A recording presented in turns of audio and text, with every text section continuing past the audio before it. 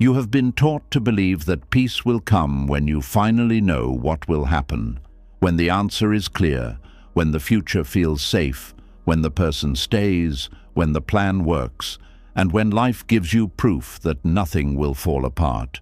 But if certainty could truly give you peace, why does the mind still feel afraid after getting one answer?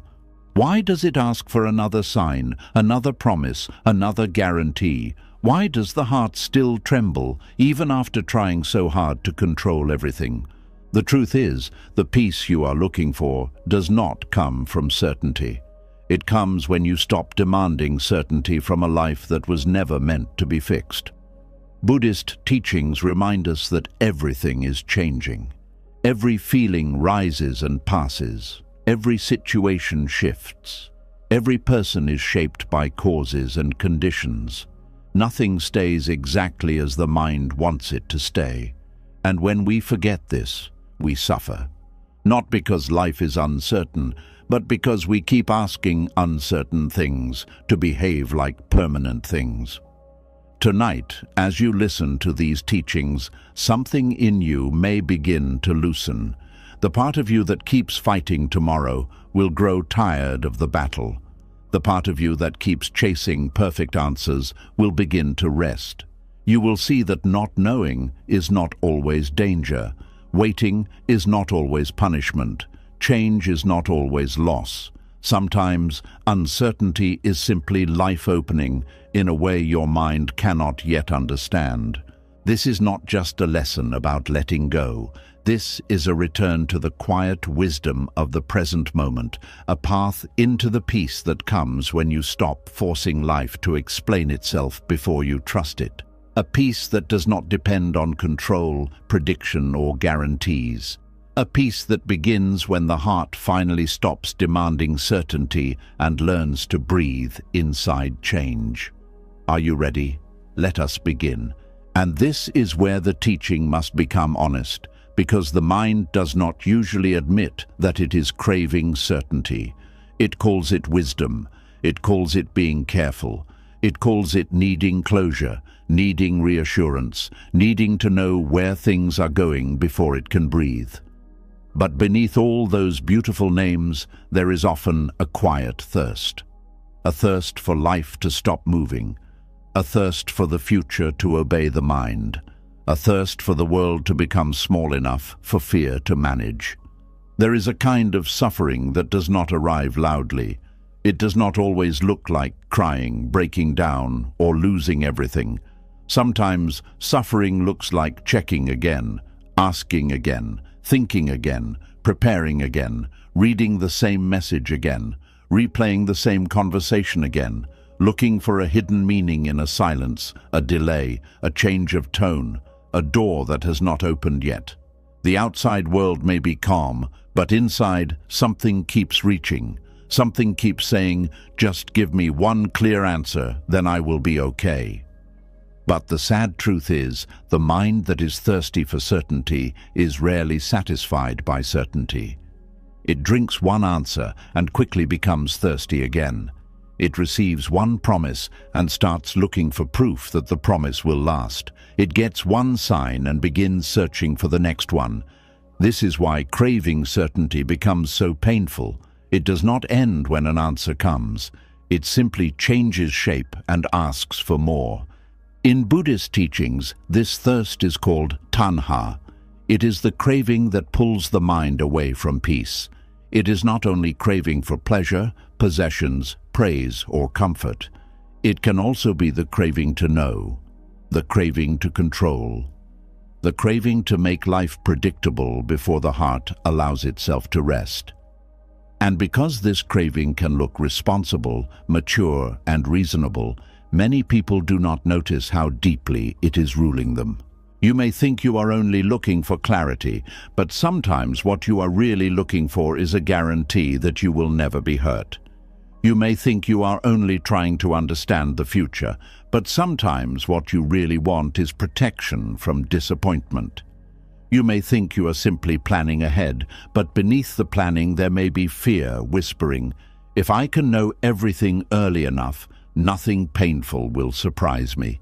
This is where suffering begins, not because you want peace. Wanting peace is natural, not because you want direction.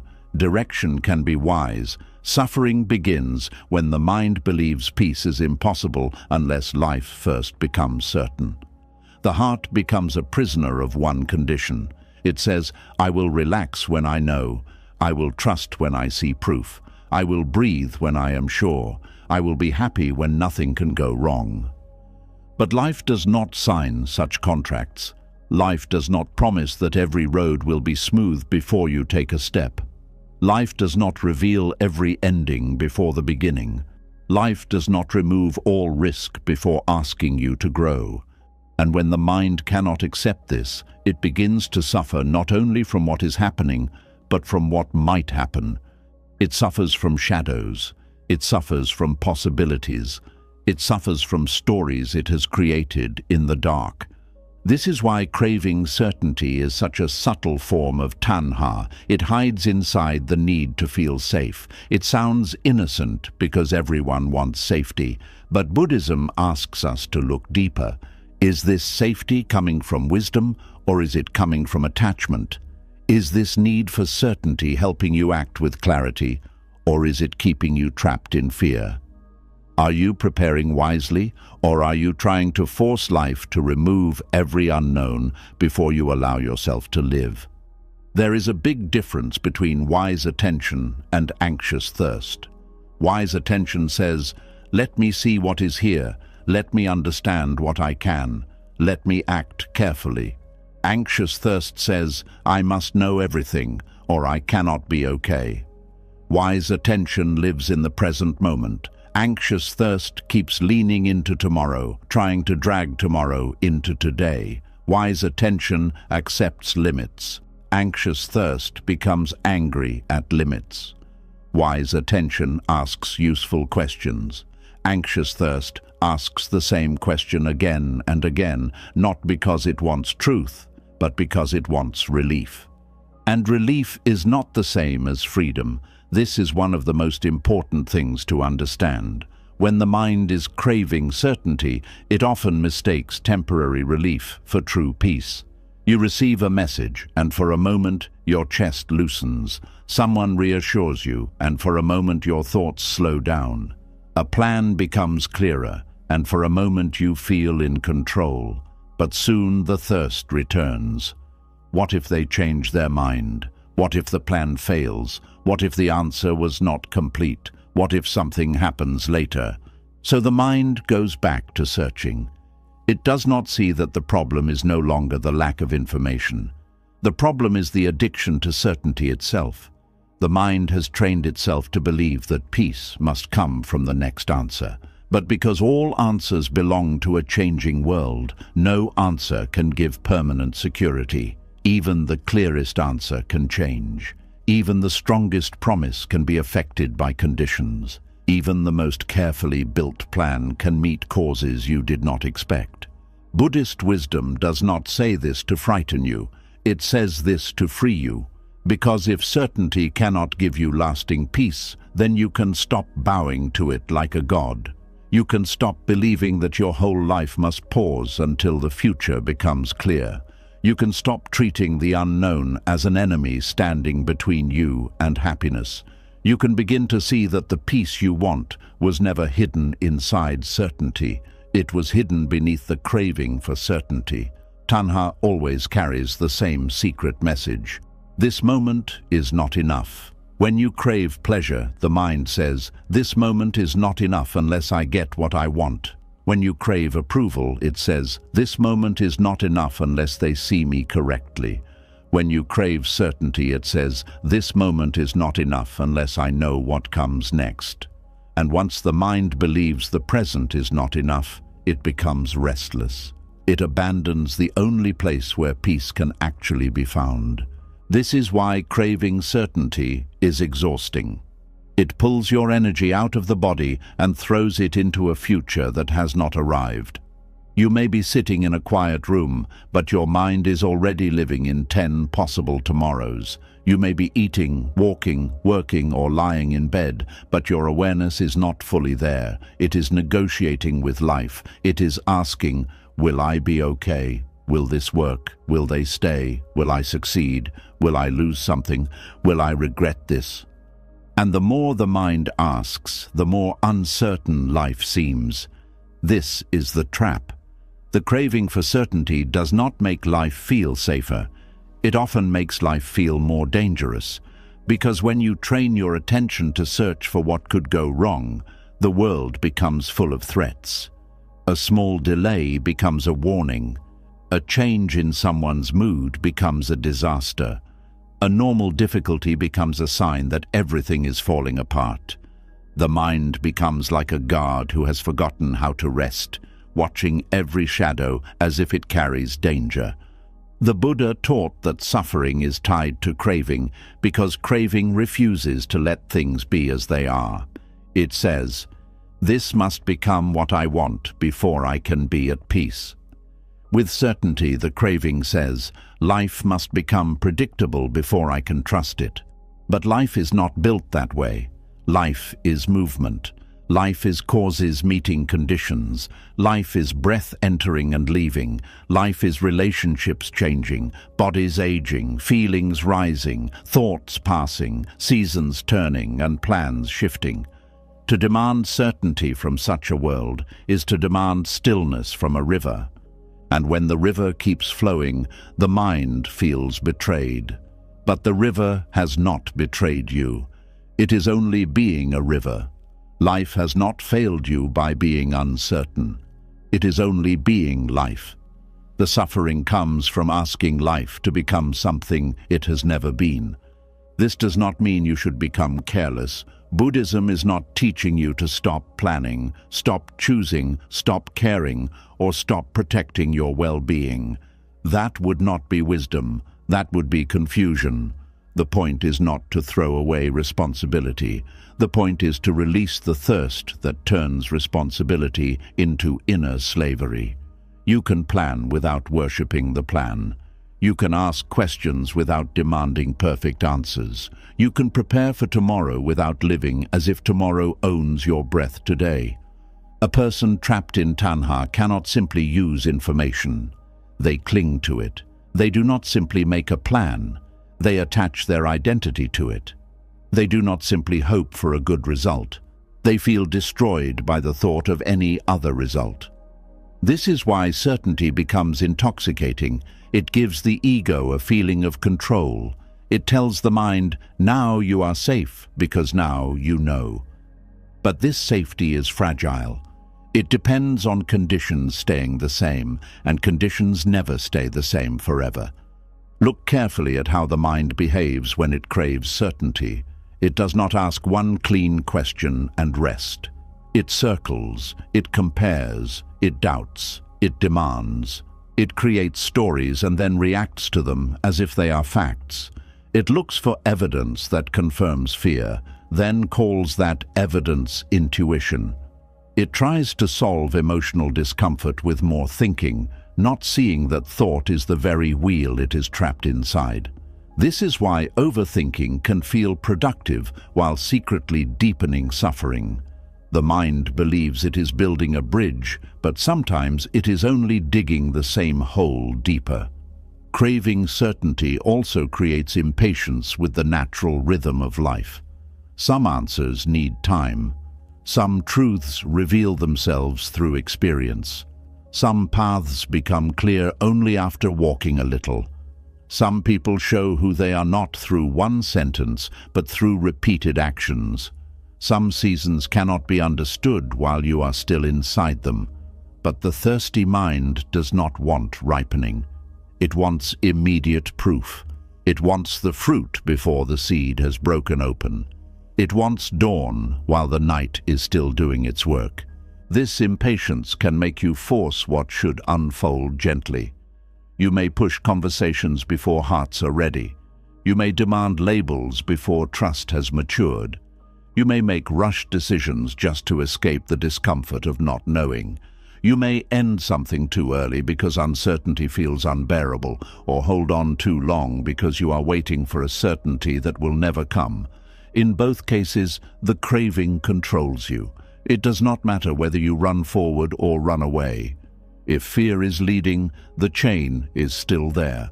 Buddhist practice invites you to pause and notice the thirst before obeying it, not to hate it, not to judge it, not to pretend it is not there, just to see it clearly. This is craving. This is the mind wanting certainty. This is the body feeling unsafe. This is fear asking life to become fixed. The moment you name it with mindfulness, space begins to open. You are no longer completely inside the craving. You are seeing it. And what you can see, you do not have to become. This seeing is gentle but powerful. It allows you to ask, what is actually happening right now? Not what might happen, not what fear predicts, not what memory warns.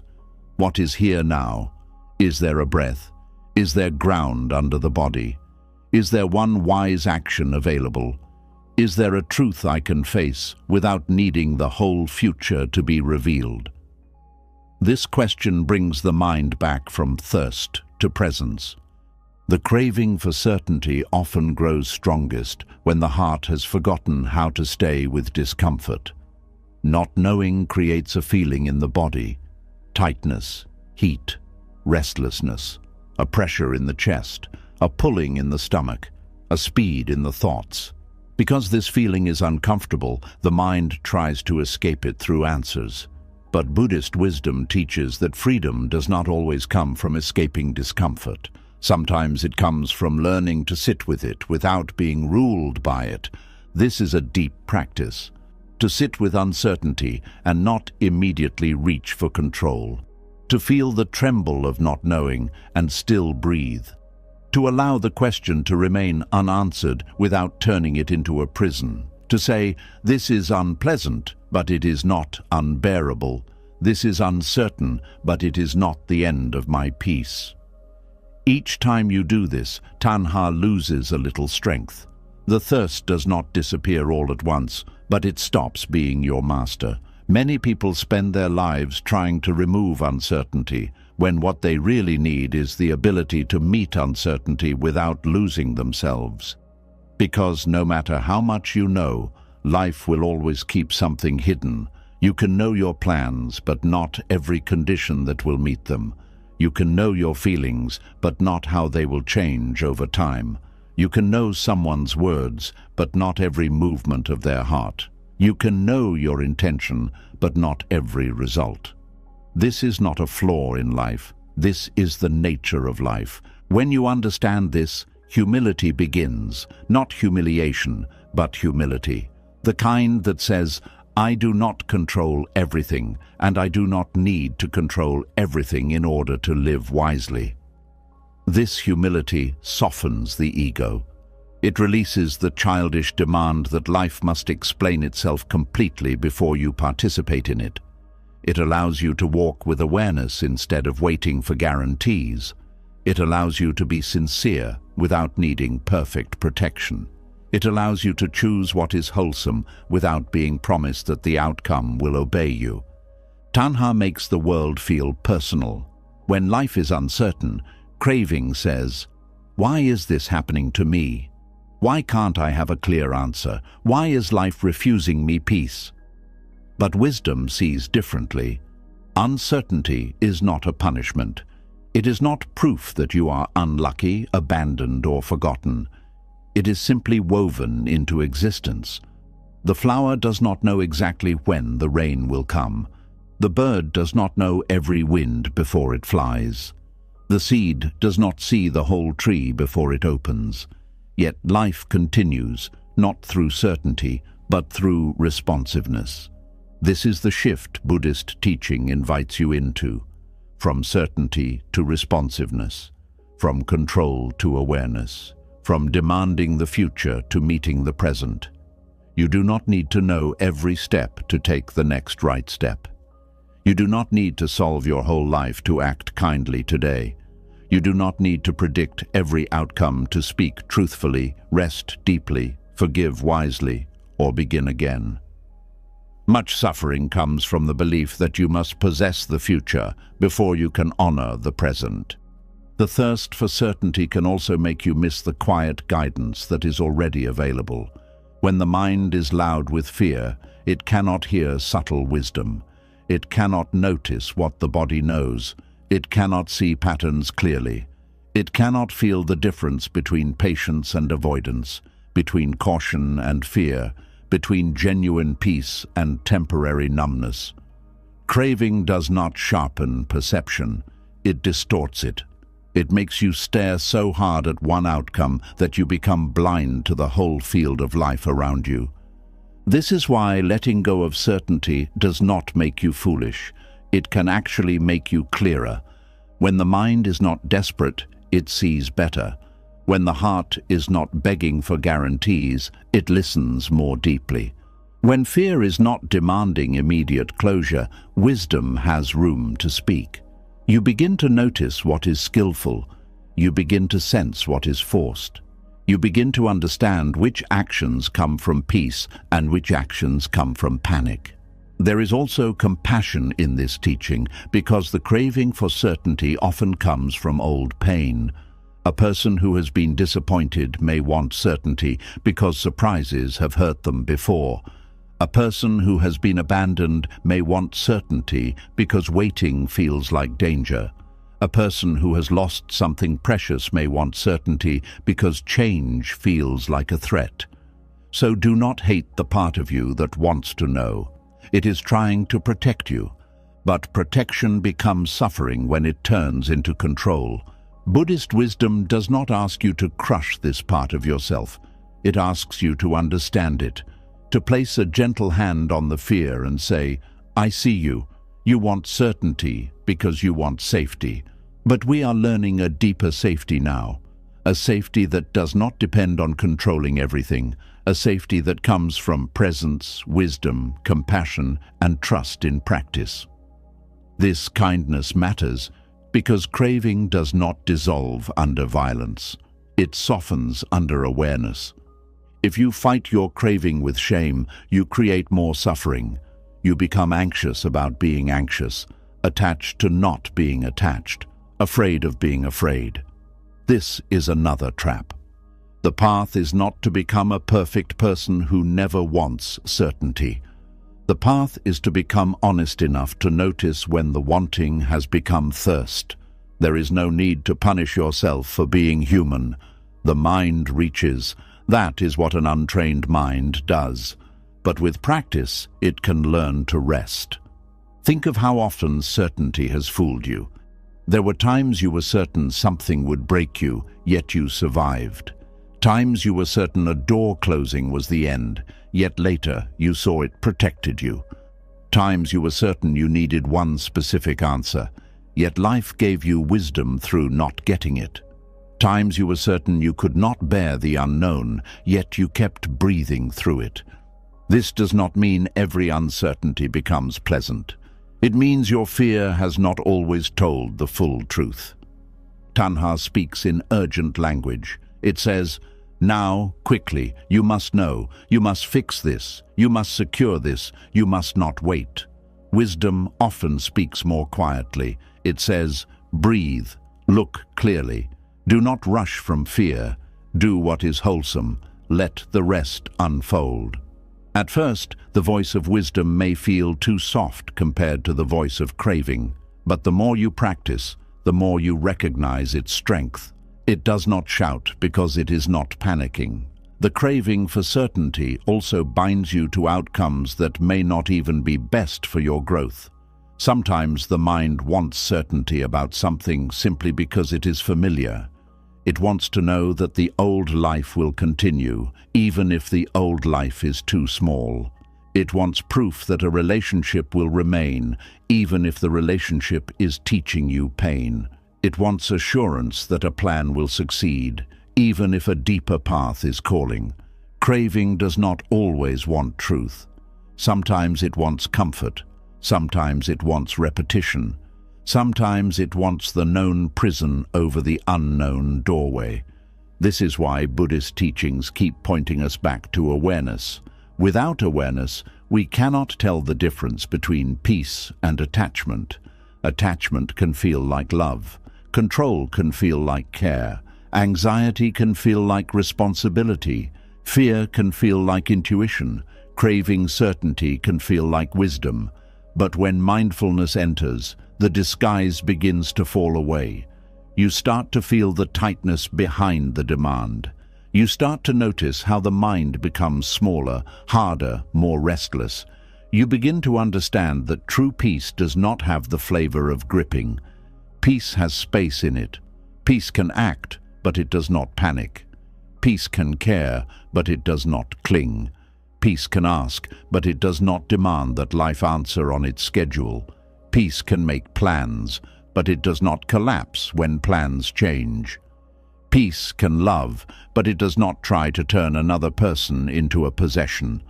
Peace can hope, but it does not make hope a chain around the throat.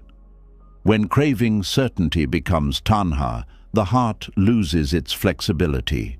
It becomes stiff. It says, only this outcome, only this answer, only this timing, only this version of life. And anything outside that narrow demand feels like suffering. But when the heart becomes less thirsty, it becomes more spacious. It can still prefer, it can still choose, it can still care deeply, but it is no longer destroyed by every movement of life. It learns to bend without losing its root. This is the beginning of freedom. Not the freedom of knowing everything, but the freedom of not needing to know everything before you return to yourself. Not the freedom of controlling every outcome, but the freedom of meeting outcomes with a steady mind. Not the freedom of removing all uncertainty, but the freedom of no longer treating uncertainty as proof that peace is impossible. And this freedom begins in very small moments, when you want to check again, but instead you breathe first. When you want to demand an answer, but instead you listen to the fear underneath. When you want to rush a decision just to escape discomfort, but instead you allow the mind to settle. When you want to build a whole painful story from one unclear sign, but instead you return to what is actually known. These small moments are not small on the path. They are where the chain of craving begins to weaken. The mind may still ask, but what if I let go and things go wrong? This is the question fear loves most. But letting go of craving is not the same as doing nothing. It means you stop poisoning your present with the belief that worry can guarantee safety. You still act, you still speak, you still prepare, you still protect what matters, but you do it from steadiness instead of thirst. You do it because it is wise, not because you believe panic is a form of power. The truth is, craving certainty has never protected you as much as it promised. It has stolen sleep. It has tightened your body. It has made simple moments feel heavy. It has turned possibilities into threats. It has made you suspicious of joy because joy might change. It has made you postpone living until the future gives permission, and the future never gives enough permission to a thirsty mind. So the teaching asks you to come back to the breath, back to the body, back to this step, back to the truth that this moment is the only place where life can be touched. Not tomorrow, not the imagined outcome, not the answer you keep trying to force. Here, now. This is where suffering can be understood. This is where craving can be seen. This is where the thirst can begin to cool. There is a quiet mercy in realizing you do not have to solve the whole future tonight. You do not have to know how every story ends before you stop punishing yourself. You do not have to turn uncertainty into an enemy. You do not have to keep drinking from the dry well of guarantees. You can place the burden down, even if only for one breath. And in that breath, you may notice something simple but life-changing. The unknown is still here, but so are you. This is the first doorway into the peace that comes when you stop demanding certainty. You see the craving, you see the thirst. You see how the mind has been asking impermanent life to give permanent reassurance. And instead of obeying that thirst blindly, you begin to meet it with wisdom. You do not need to hate the unknown. You do not need to worship control. You do not need to make certainty the price of peace. You can let life be uncertain and still choose presence. You can let tomorrow be unfinished and still practice kindness today. You can let the answer arrive in its season and still stop abandoning yourself while you wait. This is not weakness. This is the strength of a mind that is beginning to understand the nature of suffering. This is the softness of a heart that no longer wants to spend its life thirsty beside an ocean. And as this understanding deepens, the next teaching becomes easier to receive, because once you see that craving certainty is thirst, you are ready to understand why life could never satisfy that thirst permanently. The Buddha did not point to impermanence to make the heart afraid. He pointed to it so the heart could stop demanding fixed answers from a changing world. And this is where the Buddha's teaching becomes a medicine for the restless heart. Because once you understand that craving certainty is a form of thirst, you begin to see why the thirst never ends. The problem is not that life has refused to give you the right answer. The problem is that the heart keeps asking changing things to speak like they will never change. There is a quiet pain that comes when you keep needing life to be final. You want one answer that will settle everything, one decision that will remove all doubt, one promise that will silence every fear, one sign that will prove the road ahead is safe. But life does not move in straight, frozen lines. It breathes, it shifts, it opens, it closes, it teaches through movement. And the more the mind demands fixed answers from what is always changing, the more tired the heart becomes. The Buddha looked deeply into life and saw something most people try to avoid seeing. Everything that arises will pass. Every feeling that appears will change. Every body will age. Every meeting will someday become separation. Every possession will eventually leave your hand, either because it changes, breaks, fades, or because you leave it behind. Every thought that feels so powerful today will one day lose its force. Every situation that feels permanent is only a temporary gathering of causes and conditions. This teaching is called impermanence, and at first it can sound heavy. The untrained mind may hear it and become afraid. It may say, if everything changes, what can I trust? If nothing stays, where can I rest? If every answer can shift, how can I feel safe? But the Buddha did not teach impermanence to make the heart hopeless. He taught it to release the heart from a painful misunderstanding. He taught it so we would stop clinging to things as if they were fixed, and then feeling betrayed when they behave according to their nature. The heart suffers deeply when it forgets that life is flowing. It holds a moment and says, stay. It holds a person and says, never change. It holds a plan and says, you must work exactly as I expect. It holds an identity and says, this is who I will always be. But life does not obey these demands, not because life is cruel, but because movement is its nature.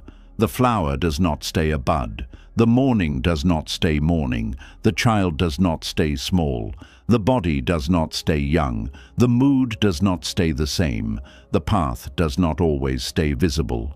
When the heart understands this, something begins to soften.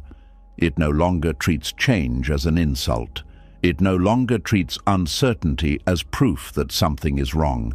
It begins to see that fixed answers are often a dream the fearful mind creates, because it does not yet know how to stand peacefully inside movement.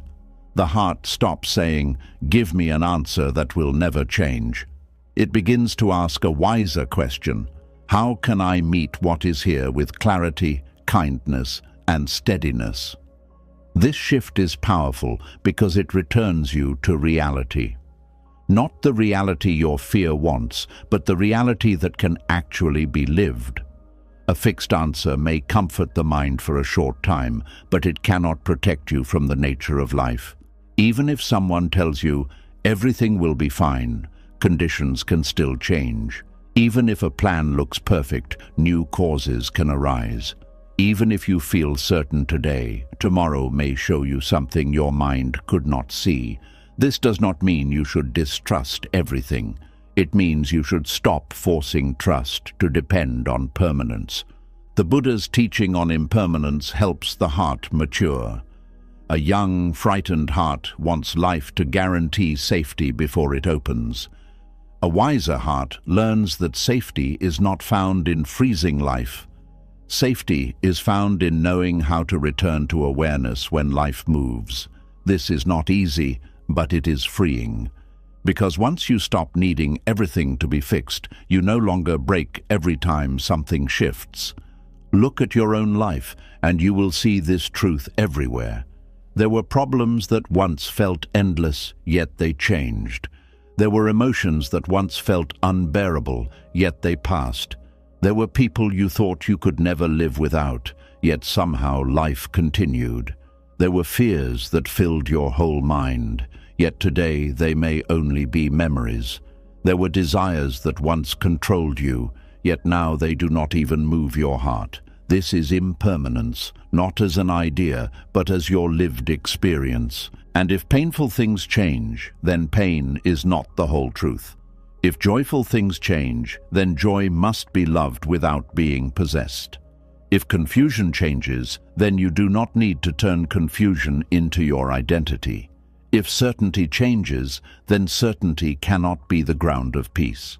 The ground must be deeper. The ground must be awareness. The ground must be wisdom. The ground must be the ability to meet change without becoming lost inside it. This is where many people misunderstand impermanence. They think it means nothing matters because nothing lasts. But Buddhism does not teach that nothing matters. It teaches that everything matters more tenderly because it does not last in the way the ego wants. A conversation matters because it is not guaranteed forever. A breath matters because it is brief. A peaceful morning matters because it is a gift, not a possession. A relationship matters because it is alive, not because it can be controlled. Your life matters not because it is permanent, but because it is precious. When the heart sees impermanence clearly, it stops demanding fixed answers and begins to practice sincere presence. Instead of asking, "Will this last forever?" it asks, "How can I meet this moment wisely?" Instead of asking, "Can I secure this completely?" it asks, "Can I care without clinging?" Instead of asking, "Can I know the whole path?" it asks, "What step is wholesome now?" This is not a small change. This is the beginning of peace. The desire for fixed answers often comes from fear of loss. The mind thinks if it can define something clearly, it can keep it. If it can label the relationship, it can prevent abandonment. If it can predict the future, it can prevent disappointment. If it can understand the reason for everything, it can prevent pain. But labels do not stop change. Predictions do not stop conditions. Explanations do not stop life from moving. They may help for a moment, but they cannot give the heart what only wisdom can give. Wisdom teaches you to stop confusing clarity with control. Clarity is seeing what is present. Control is demanding that what is present must never move. Clarity is helpful. Control becomes suffering. You can have clarity about your values, your actions, your boundaries, your intentions, and the kind of life you want to cultivate. But you cannot have complete control over outcomes, other people's hearts, time, health, aging, loss, or every condition that shapes tomorrow. When the heart accepts this, it does not become weak. It becomes honest. Honesty brings relief. You no longer have to pretend that you can hold the whole sky in your hands. You no longer have to exhaust yourself trying to secure what was never fully yours to secure. You no longer have to hate yourself for not being able to predict what no human being can fully predict. You can simply stand in the truth of being human, limited, tender, aware, learning, changing. And in that truth, the heart becomes less violent toward life. The demand for fixed answers is often a hidden argument with impermanence. Something in the mind says, I know life changes, but I do not want this to change. I know people are uncertain, but I want this person to be completely predictable. I know the future is unknown, but I want my future to be guaranteed. I know feelings rise and pass, but I want this feeling to stay if it pleases me and leave quickly if it hurts me. This argument is exhausting because reality always wins. The Buddha did not ask us to believe in impermanence only as a spiritual concept. He asked us to observe it directly. Sit quietly, and you will see it.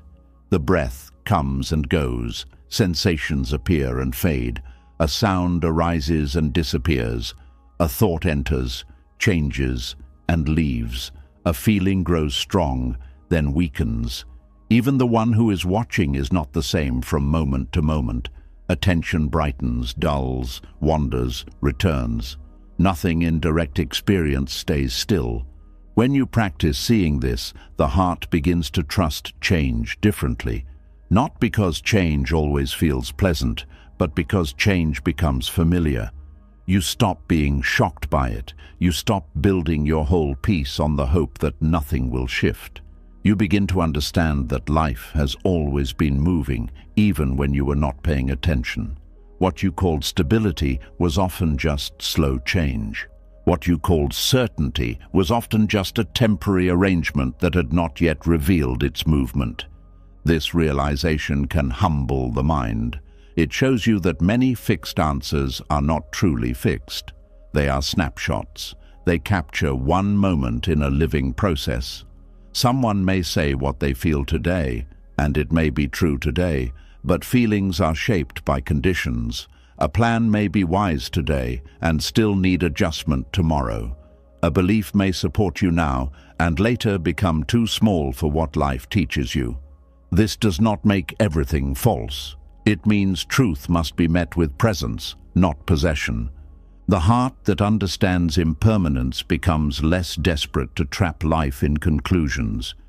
It no longer needs every question to become a cage. Some questions are meant to guide attention, not produce instant certainty. Some unknowns are meant to teach patience, not panic. Some delays are not denials, but ripening. Some endings are not punishments, but transitions. Some confusion is not failure, but the mind shedding an old way of seeing. When you demand fixed answers, you often rush past the wisdom that uncertainty is trying to reveal.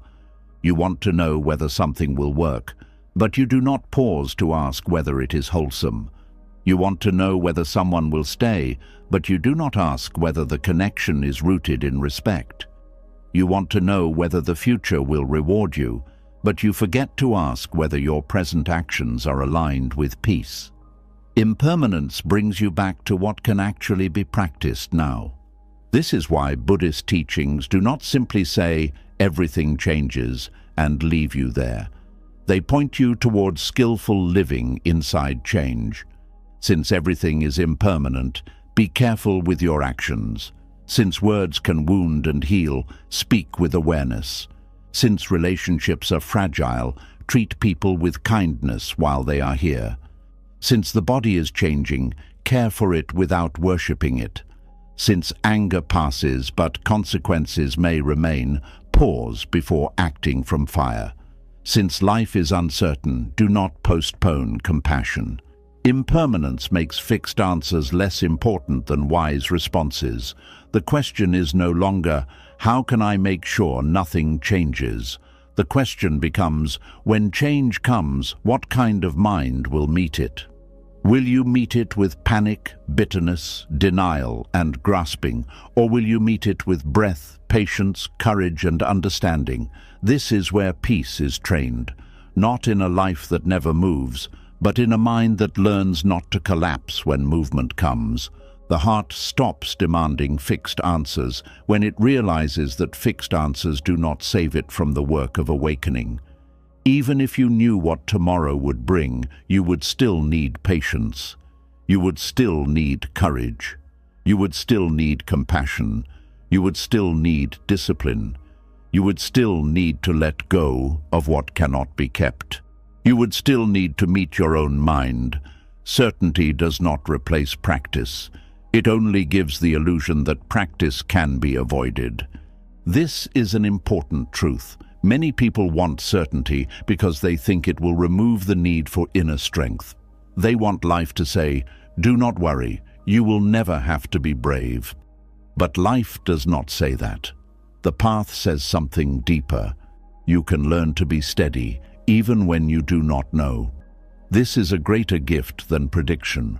Prediction may calm you for a day. Steadiness can carry you through many seasons. The teaching of impermanence also helps the heart stop turning temporary states into final identities. When sadness comes, the mind may say, "I am broken." When confusion comes, it may say, "I am lost." When fear comes, it may say, "I am weak." But impermanence teaches that these are passing states, not permanent selves. You are experiencing sadness. You are experiencing confusion. You are experiencing fear. These experiences matter, but they are not the whole of you. This matters deeply because the demand for fixed answers often grows stronger when you believe your current feeling will last forever. If anxiety feels permanent, you become desperate for certainty to remove it. If loneliness feels permanent, you demand proof that someone will come and stay. If uncertainty feels permanent, you chase answers as if your life depends on them. But if you see that the feeling itself is changing, you do not need to obey it so quickly.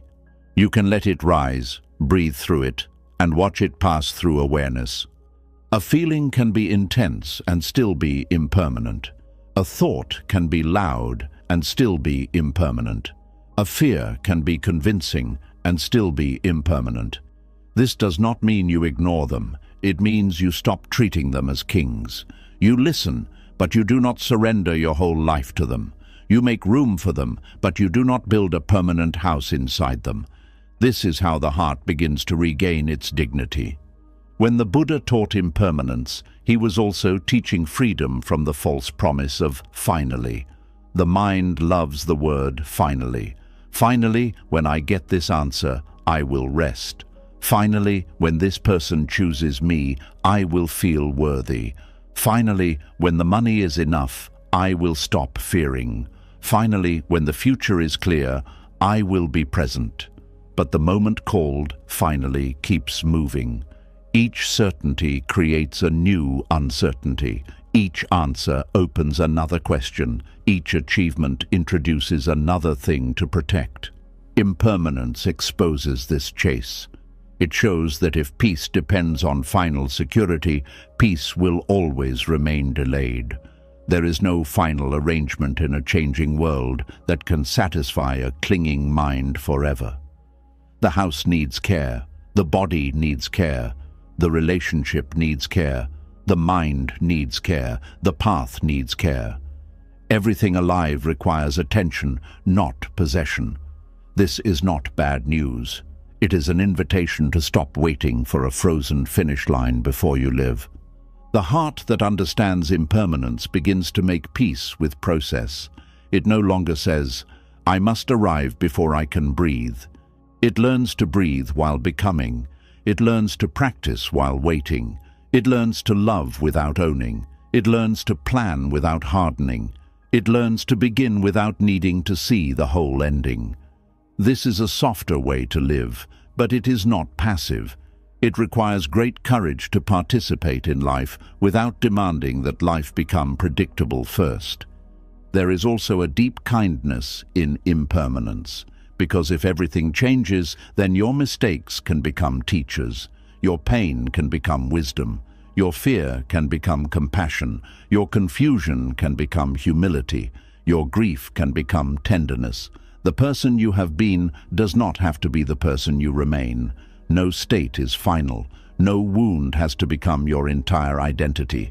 No failure has to be the last word. The same truth that takes away false security also opens the door to transformation. This is why impermanence is not only about loss, it is also about possibility. Because things change, healing is possible. Because thoughts change, freedom is possible. Because habits change, discipline is possible. Because understanding changes, awakening is possible. If everything were fixed, suffering would be fixed too. But because life moves, the heart can learn a new way. So when the mind demands a fixed answer, Buddhist wisdom gently asks, are you looking for truth, or are you looking for something that will never ask you to grow? This question can feel uncomfortable, but it is liberating.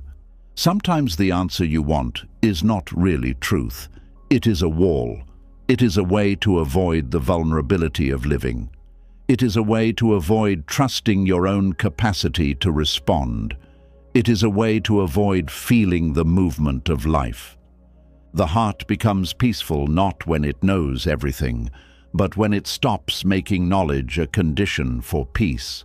It can say, I do not know yet, and still I can breathe.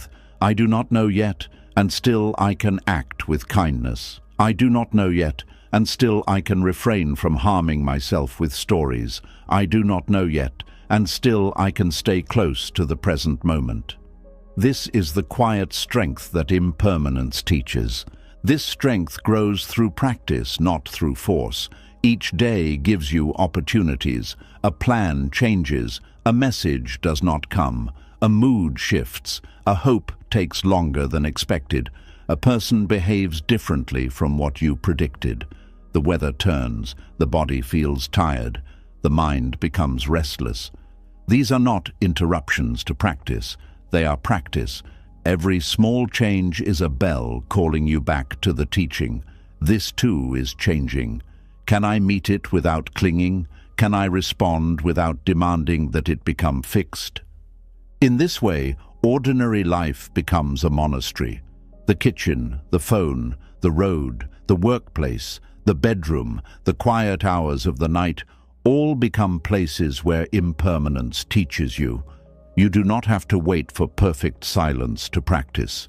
You practice when something does not go your way. You practice when an answer is delayed.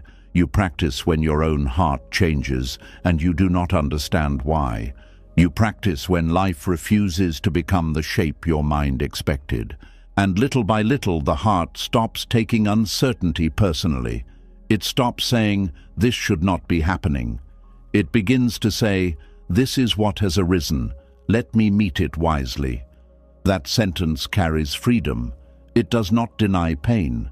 It does not pretend change is easy. It simply stops adding the second arrow. The first arrow is the change itself. The second arrow is the mind's protest, its demand, its story that this change should not exist. Much of our suffering comes from that second arrow. Impermanence helps remove the second arrow. When change comes, the heart remembers, of course this can change. It is made of conditions. When uncertainty comes, the heart remembers, of course I cannot see everything. I am standing inside a moving life. When an answer shifts, the heart remembers, of course this answer was not permanent. It belonged to a moment. This remembering does not make the heart cold. It makes the heart wise. Some people fear that accepting impermanence will make them love less. But the opposite is often true. Clinging makes love anxious. It turns people into possessions and moments into things to defend. Awareness of impermanence makes love more present. It helps you listen while someone is speaking, because you know this conversation will not return in the exact same form. It helps you forgive sooner, because pride wastes precious time. It helps you appreciate what is here, because you are no longer hypnotized by the demand that it must last forever to be meaningful. The heart that accepts impermanence does not become detached in a cold way. It becomes tender without being trapped. It can hold life like a bird resting in an open palm. Gentle enough to care, open enough not to crush. This is very different from indifference. Indifference says nothing matters. Wisdom says this matters, and because it changes, I will meet it with care rather than control. This is why the Buddha's teaching helps the heart stop demanding fixed answers. It does not shame the heart for wanting safety. It simply shows the heart where safety cannot be found. It cannot be found in making all things permanent. It cannot be found in forcing people never to change. It cannot be found in knowing every outcome before it arrives. It can be found in understanding reality clearly, in training the mind, in softening attachment, and in returning again and again to the present. The present moment is not fixed either, but it is real, it is alive, it is touchable, it is where the breath happens, it is where choice happens, it is where compassion happens, it is where wisdom can be practiced. The future may be unknown, but the present offers one clear invitation. Wake up here, be kind here, act wisely here, release what you cannot hold here. This is enough for the next step. And perhaps this is the peace the heart has been searching for all along. Not the peace of a life that never changes, but the peace of no longer being at war with change. Not the peace of fixed answers, but the peace of a flexible mind. Not the peace of guarantees, but the peace of trust in practice. Not the peace of owning the future, but the peace of belonging fully to this breath. When the heart stops demanding fixed answers, it does not stop caring about the direction of life. It simply stops making direction into a prison. It learns to walk with open eyes. It learns to bow to what cannot be controlled. It learns to make wise effort without turning effort into fear. It learns to let answers come when conditions are ready. It learns that some doors open through patience, some truths appear through time, and some peace becomes visible only after the demand for certainty has grown quiet. This is the beautiful discipline of impermanence. It takes away the illusion that anything outside you can promise permanent security, but it gives something deeper in return. It gives honesty, it gives humility, it gives appreciation, it gives courage. It gives the ability to stop begging life to become still before you become peaceful. So when the mind asks again, what will happen? How will this end? Can I be sure? Let the teaching answer gently. You cannot hold the river still, but you can learn how to move with wisdom. You cannot force the flower to remain unchanged, but you can cherish its blooming. You cannot make tomorrow reveal itself today, but you can meet today with a clear and open heart. And as this understanding settles, the heart begins to loosen its grip on fixed answers. It sees that the demand itself was creating the tightness. It sees that certainty was never strong enough to carry the weight of peace. It sees that impermanence is not the enemy of life, but the very rhythm of life. And when the heart stops fighting that rhythm, something quiet returns. A breath without argument, a moment without demand, a trust that does not need to see the whole road before taking the next step. This is how impermanence becomes a doorway to freedom, not by giving you the fixed answer you wanted, but by freeing you from the need to have one before you can rest. Not by making life predictable, but by making your heart less afraid of movement. Not by removing uncertainty, but by teaching you that uncertainty has always been part of the path. And from here, the next truth becomes even clearer, because once the heart sees that life is impermanent, it must also understand why clinging to what is changing by nature creates suffering. The pain is not only in change itself. The deeper pain begins when the mind grabs what was never meant to be held tightly and then wonders why its hands are bleeding. And this is where the teaching enters the heart with even more honesty, because the pain is not always in the thing that changes. Sometimes the deepest pain is in the grip. The mind holds a person, a season, a feeling, a plan, a memory, or an identity, and it whispers, "Do not move, do not become different, do not leave the shape I gave you." But everything made of conditions is already moving, and the tighter the mind holds, the more it suffers when life continues to be life. There is a quiet wound that forms when the heart tries to hold moving things with unmoving expectations. At first, clinging can feel like love. It can feel like devotion, loyalty, hope, or care. But if you look closely, you will see the fear hidden underneath it. The fear that if this person changes, you will not know who you are. The fear that if this plan fails, your life will lose meaning. The fear that if this feeling fades, happiness will never return. The fear that if the past becomes only a memory, something sacred has been stolen from you. And because the mind does not want to feel that fear, it tightens its grip. But what happens when you hold too tightly to something alive? You do not preserve it. You damage your relationship with it. A moment cannot be enjoyed when you are afraid of losing it. A person cannot be loved freely when your heart is trying to control every change in them. A blessing cannot nourish you when your mind is already grieving its possible ending. This is why clinging turns even beautiful things into a source of suffering. It does not allow life to be received. It only tries to possess it. The Buddha saw this clearly. He did not say we suffer only because things change. He taught that we suffer because we cling to what changes and then demand that it should not change. This is a very deep difference. Change is part of existence. Clinging is the mind's resistance to that existence. Change is the river flowing. Clinging is the hand trying to freeze the river in its palm. Change is not personal. Clinging makes it personal. Change says, this is the nature of conditioned things. Clinging says, this should not be happening to me. And from that small sentence, suffering multiplies. The mind does not simply experience loss, it argues with loss. It does not simply experience uncertainty, it turns uncertainty into an enemy. It does not simply notice that someone has changed. It builds a story that their change means betrayal, abandonment, disrespect, or proof that nothing can be trusted. Sometimes those things may need to be understood clearly, but clinging makes the mind react before it sees. It turns movement into threat before wisdom has a chance to speak. When the mind clings, it does not see things as they are. It sees them through hunger.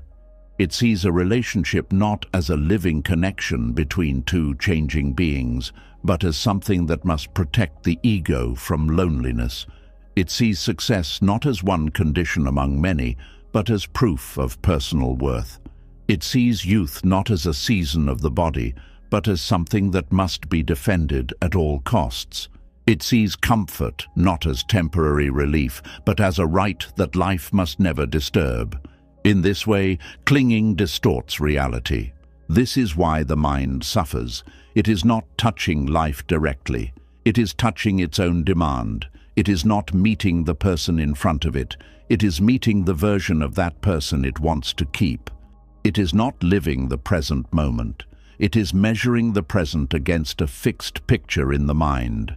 And when reality does not match that picture, the mind feels wounded, even when life is simply moving according to causes and conditions. A changing thing cannot be held as if it were permanent. A feeling cannot be forced to stay because it once made you feel alive. A relationship cannot be made safe through fear. A season cannot be extended through resistance. A role cannot remain forever just because it gave you identity.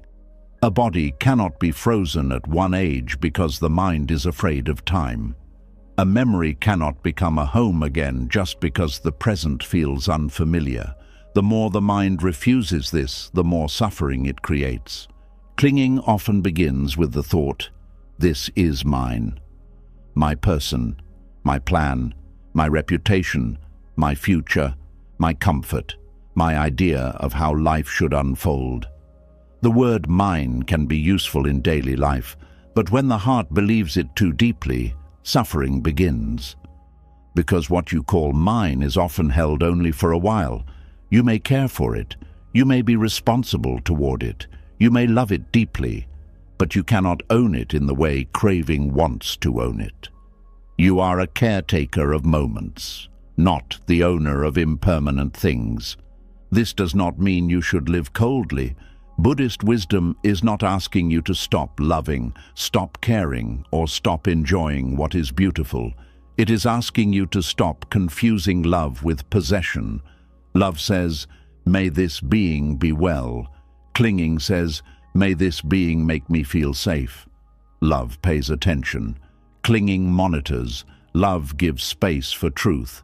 Clinging demands a performance.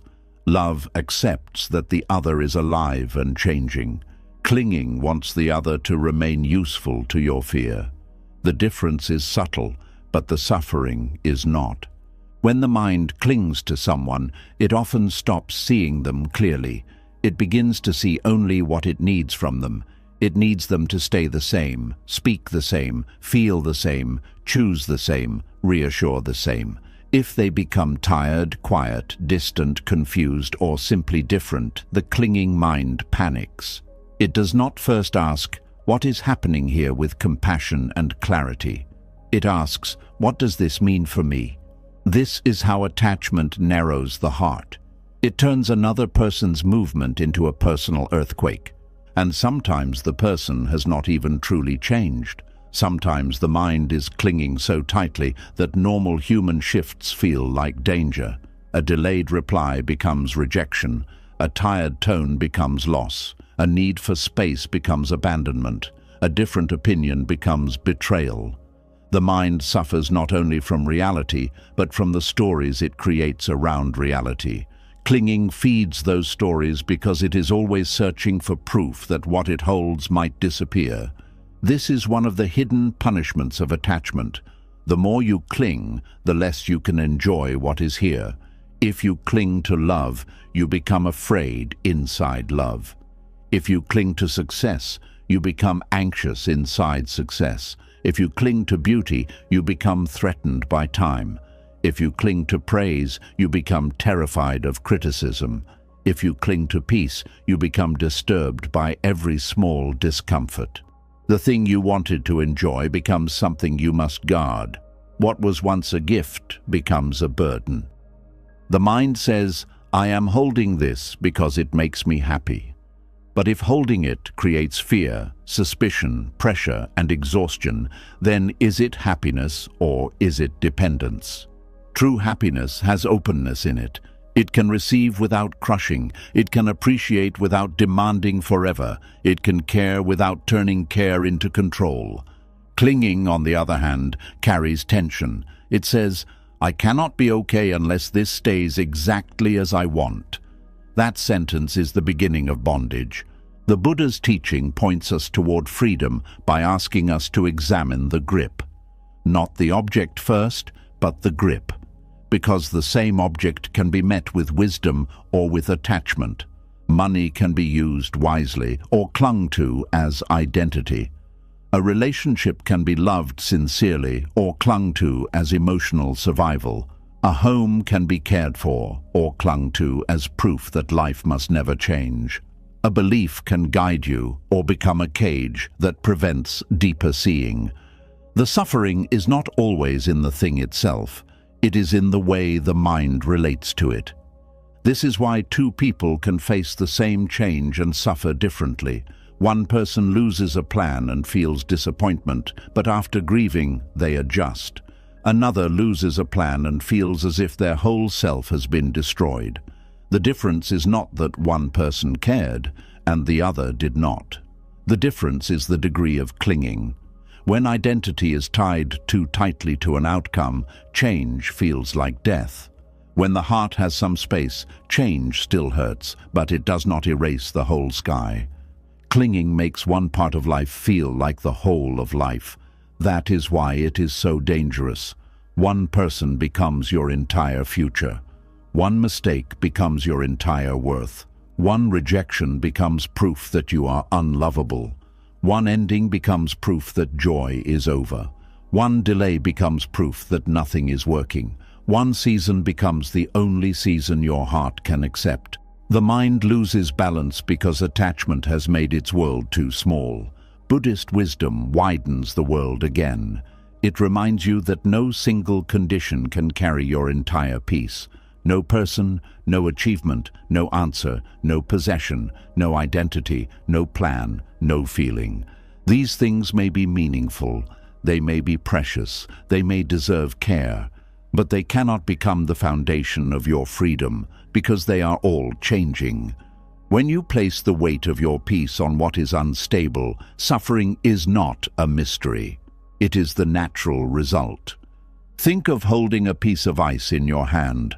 At first, you want to preserve it, so you grip harder, but the warmth of the hand melts it faster, and the cold begins to hurt your skin. The harder you hold, the more painful it becomes, and still the ice does not remain. This is how the mind suffers when it clings to what is changing. The grip hurts, and the thing still changes. The resistance exhausts you, and impermanence continues. The demand burns your peace, and life does not become fixed. There is great sadness in this, but also great mercy. Because if the grip is part of the suffering, then the grip can soften. You may not control whether everything changes, but you can learn how to hold life differently. You can learn to receive with gratitude instead of ownership. You can learn to love with presence instead of fear. You can learn to act with sincerity instead of desperation. You can learn to let moments pass without turning their passing into proof that life is against you.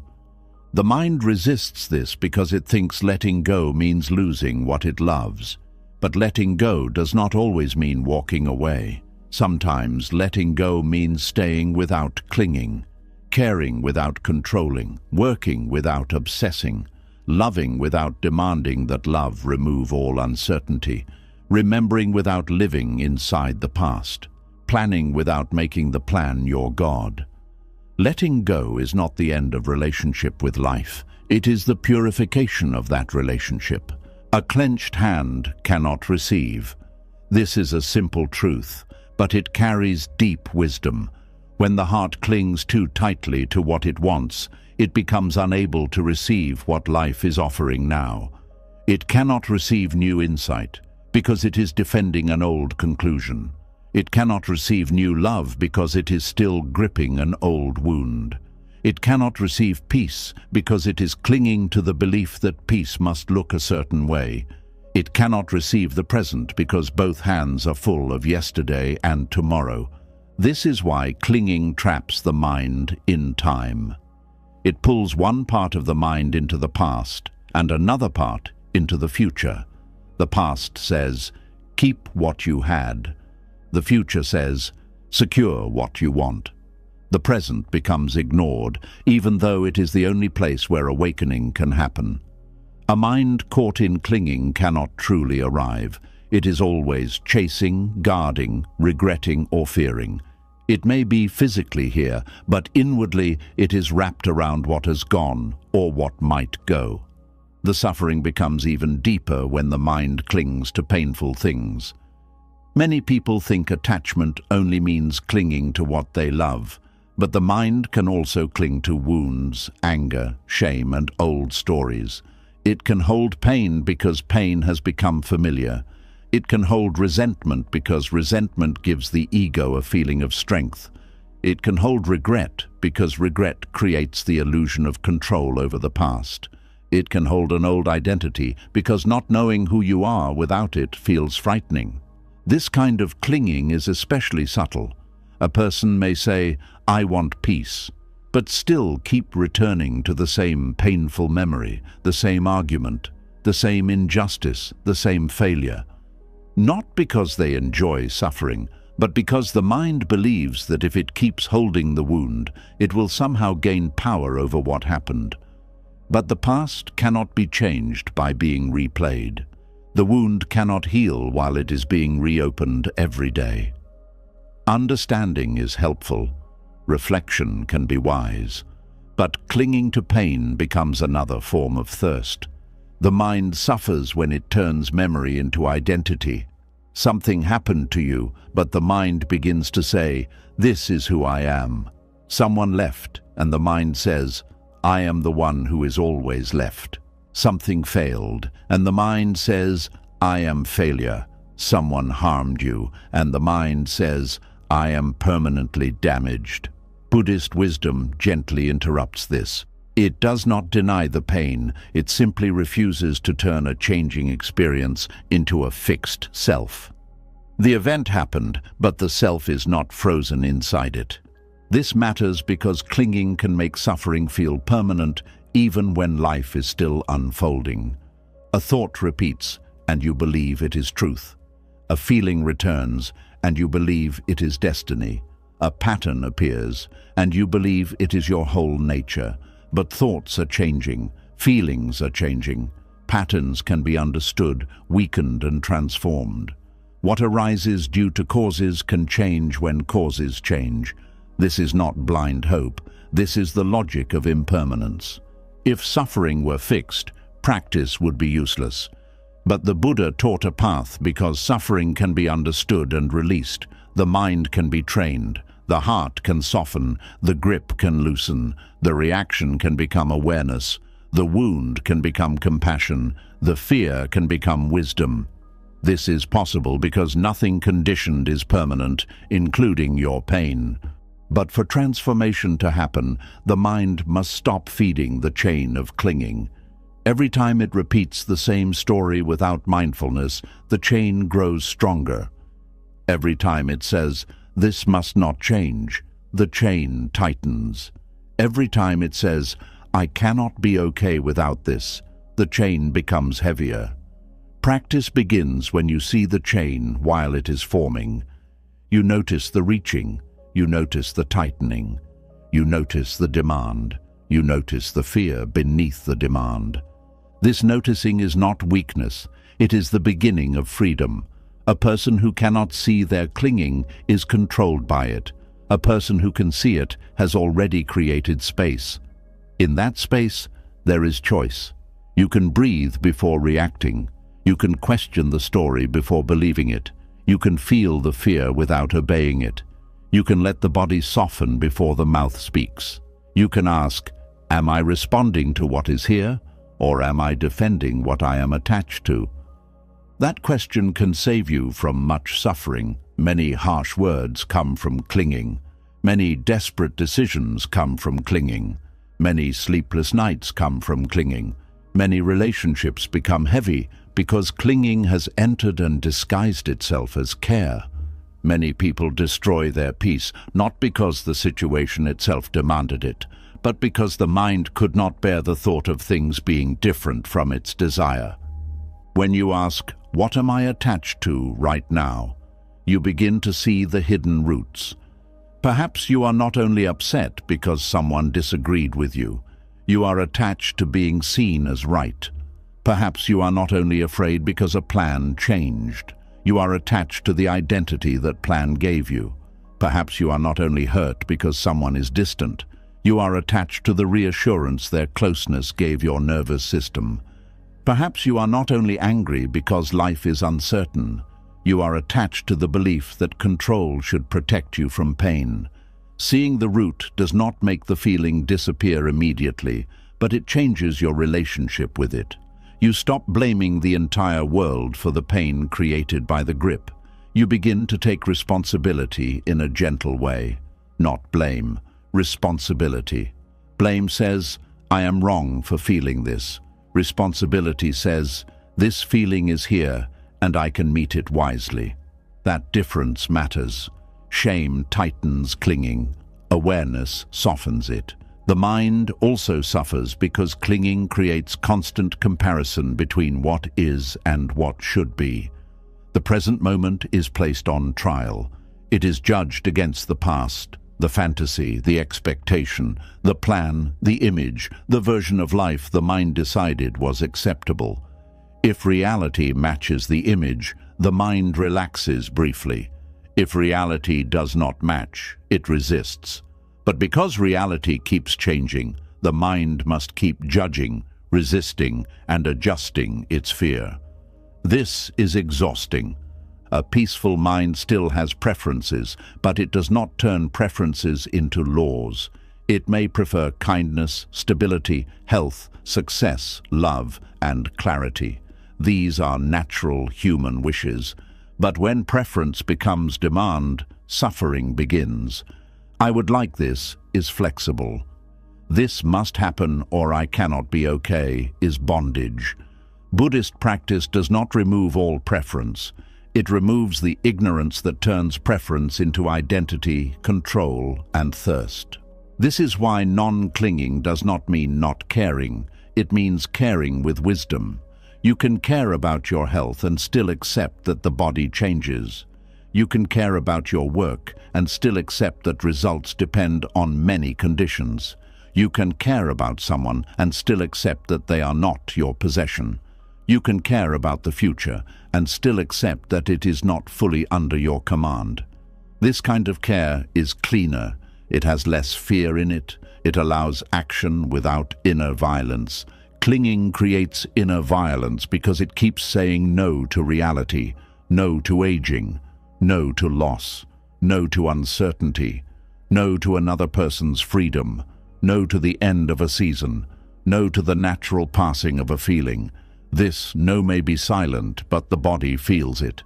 The chest tightens, the jaw hardens, the stomach turns, the breath becomes shallow, the mind speeds up. Suffering is not only a thought, it becomes physical. The body carries the war the mind is having with change. When you soften clinging, the body often softens too. The breath deepens, the shoulders lower, the face relaxes. The heart may still ache, but it is not being crushed by resistance. You begin to feel the difference between pain and suffering. Pain may arise because something changed, ended, disappointed you, or touched an old wound. Suffering grows when the mind adds, "This must not be. I cannot allow this. I cannot live unless this becomes different." Pain is part of human life. Suffering is often pain tightened by clinging. This does not mean all suffering is your fault. It means there is a place within suffering where practice can enter. You may not have chosen what happened. You may not have chosen the loss, the betrayal, the delay, the illness, or the disappointment. But you can slowly learn not to wrap your whole identity around it. You can learn not to keep feeding the fire with resistance. You can learn to hold your pain with compassion instead of turning it into a permanent prison. The Buddha's path is deeply practical here. It does not ask you to solve life in theory. It asks you to observe the mind in real time. When something pleasant arises, notice the urge to keep it. When something unpleasant arises, notice the urge to push it away. When something neutral arises, notice the urge to ignore it and search for stronger stimulation. These three movements shape much of ordinary suffering: grasping, rejecting, and dullness. The mind is rarely at rest with what is here. Clinging is the grasping side of this pattern. It says, "Stay." Aversion says, "Go away." Ignorance says, "I do not want to see clearly." Together they keep the wheel turning. When the mind clings to what is changing, it sets itself up for fear while the thing is present and grief when the thing moves. While you have it, you fear losing it. When it changes, you mourn what you thought should remain. So the mind suffers before, during, and after. This is why attachment is such a heavy bargain. Freedom begins when you experience something without immediately trying to own it. A pleasant moment comes, you enjoy it, you breathe it in. You know it is passing, and that knowing makes you more present, not less grateful. A difficult feeling comes, you feel it, you breathe through it. You know it is passing, and that knowing makes you less afraid, not less honest. A relationship changes, you look clearly, you respond wisely. You know it is conditioned, and that knowing helps you act with dignity instead of panic. Dignity is one of the quiet gifts of non-clinging. When you are not clinging, you do not have to beg life to stay the same. You do not have to chase what is leaving with both hands bleeding. You do not have to reduce yourself to fear in order to keep a situation alive. You can love, grieve, speak, try, repair, and still remain rooted in yourself. You can say, "I care deeply, but I will not turn care into self-abandonment." The mind suffers when it clings because clinging often asks you to abandon yourself for the sake of keeping something else. You ignore your peace to keep approval. You ignore your truth to keep connection. You ignore your body to keep productivity. You ignore your values to keep comfort. You ignore your present life to keep an old dream alive. And each time you abandon yourself, the heart becomes more anxious because deep down it knows something is being betrayed. Non-clinging brings you back to right relationship with yourself. It teaches you to hold things honestly. This is here now. This matters now. This may change. I can meet it with care. I do not need to lose myself inside it. This is a very different way of living. It is not dramatic. It is not cold. It is steady.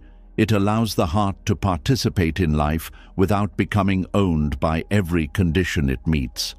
One reason clinging is hard to release is that the mind confuses familiar suffering with safety. If you have always worried, peace can feel strange. If you have always controlled, trust can feel unsafe. If you have always held tightly, openness can feel like danger. So when Buddhism teaches letting go, the ego may panic. It may say, if I stop clinging, everything will fall apart. But look carefully. Has clinging truly kept everything together, or has it only kept your fear busy? Many times clinging does not prevent loss. It only prevents peace before loss. It does not guarantee love. It only makes love anxious. It does not stop change. It only makes change feel like an attack. It does not create safety. It only creates the illusion that tension is protection. When the heart sees this clearly, it becomes more willing to loosen. Loosening is not instant. The mind has practiced clinging for a long time. It has learned to reach before it rests. It has learned to tighten before it trusts. It has learned to chase before it breathes. So the path must be patient. You do not rip attachment out of the heart. You understand it until it loses authority. You watch it. You feel its cost. You see its fear. You return to the breath. You practice again. A simple practice is to notice the sentence behind the suffering. Often, clinging has a hidden sentence. This must last. They must choose me. I must not fail. I must always be admired. I must never feel alone. My life must follow this plan. This pain must disappear now. When you find the sentence, you find the knot. Then you can ask, is this sentence aligned with reality? Is it kind? Is it wise? Is it making me free? Most clinging sentences are not aligned with reality. They are aligned with fear. They do not describe life as it is. They describe the ego's demand. Once you see that, you can gently replace them with wiser truths. This is precious, and it is changing. I can care without controlling. I can act wisely without owning the result. I can feel this without becoming it. I can let this moment pass without calling it a failure. I can remain present even when life does not match my plan. These wiser truths do not remove all pain, but they reduce the suffering created by resistance. They give the mind a new path. Over time, the heart learns that it can survive openness. It learns that letting go does not mean becoming empty. It means becoming available. Available to reality, available to wisdom, available to love that does not possess, available to peace that does not depend on frozen conditions. The mind that clings lives in fear of endings. The mind that understands change learns to honor endings without making them enemies. Every exhale ends, every day ends, every conversation ends, every chapter ends. Even the most beautiful music depends on notes arising and passing. If one note stayed forever, the song would disappear. In the same way, life becomes meaningful through movement.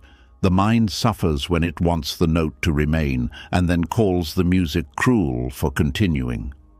This does not make grief wrong. Grief is natural when something meaningful changes. Buddhist wisdom does not ask you to smile at every ending. It asks you not to add delusion to grief. Feel the sadness. Honor what mattered. Let tears come if they come.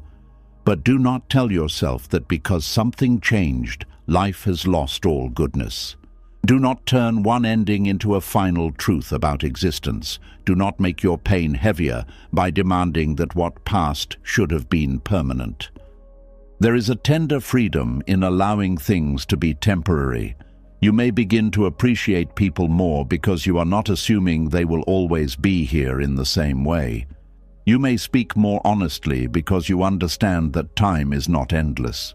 You may forgive what is small because pride becomes less attractive when impermanence is understood. You may stop delaying your life because you see that waiting for perfect certainty is another way of wasting the present. Clinging wastes the present by making it serve the fear of losing itself. Instead of living the moment, the mind tries to preserve the moment. Instead of tasting the tea, it worries that the cup will soon be empty. Instead of enjoying the friendship, it fears distance. Instead of resting after effort, it worries about the next task. It is always leaving, always guarding, always reaching. And this is why it cannot feel peace even when good things are present. Non-clinging brings intimacy back to life. When you stop trying to own the moment, you can actually meet it. You can listen without planning how to keep the person close. You can work without making the result your worth. You can rest without feeling guilty that rest will disappear. You can feel joy without immediately fearing its end. You can feel sorrow without believing it will last forever. This is a deeper intimacy than possession can ever give. The mind suffers when it clings because it is trying to make life serve the self-image. It wants experiences to confirm who it thinks it is. Praise confirms, so it clings to praise. Success confirms, so it clings to success. Being needed confirms, so it clings to being needed. Being right confirms, so it clings to opinions. But when life does not confirm the self-image, the mind feels threatened. This is why criticism can hurt so much, why failure can feel humiliating, why being ignored can feel like disappearance. The ego was clinging to a reflection. Buddhist practice helps you see that the self-image is also changing. The person you defend so fiercely is not fixed. Your opinions have changed. Your desires have changed. Your fears have changed. Your body has changed. Your dreams have changed. Your understanding has changed. So why suffer so deeply trying to protect a rigid image of yourself? You can live more lightly. You can learn. You can admit. You can grow. You can stop turning every change into a threat against who you are. This lightness is not carelessness. It is freedom from unnecessary weight. When you are less attached to being seen a certain way, you can be more truthful. When you are less attached to always winning, you can learn faster. When you are less attached to being perfect, you can apologize sooner. When you are less attached to controlling how life sees you, you can spend more energy becoming wise and less energy defending a mask. The suffering of clinging is heavy because it makes everything about survival. A small disagreement feels like rejection. A mistake feels like ruin. A change feels like danger. A loss feels like the end of self. The nervous system becomes tired because the mind keeps treating impermanence as an emergency. But when insight grows, the same life becomes more workable.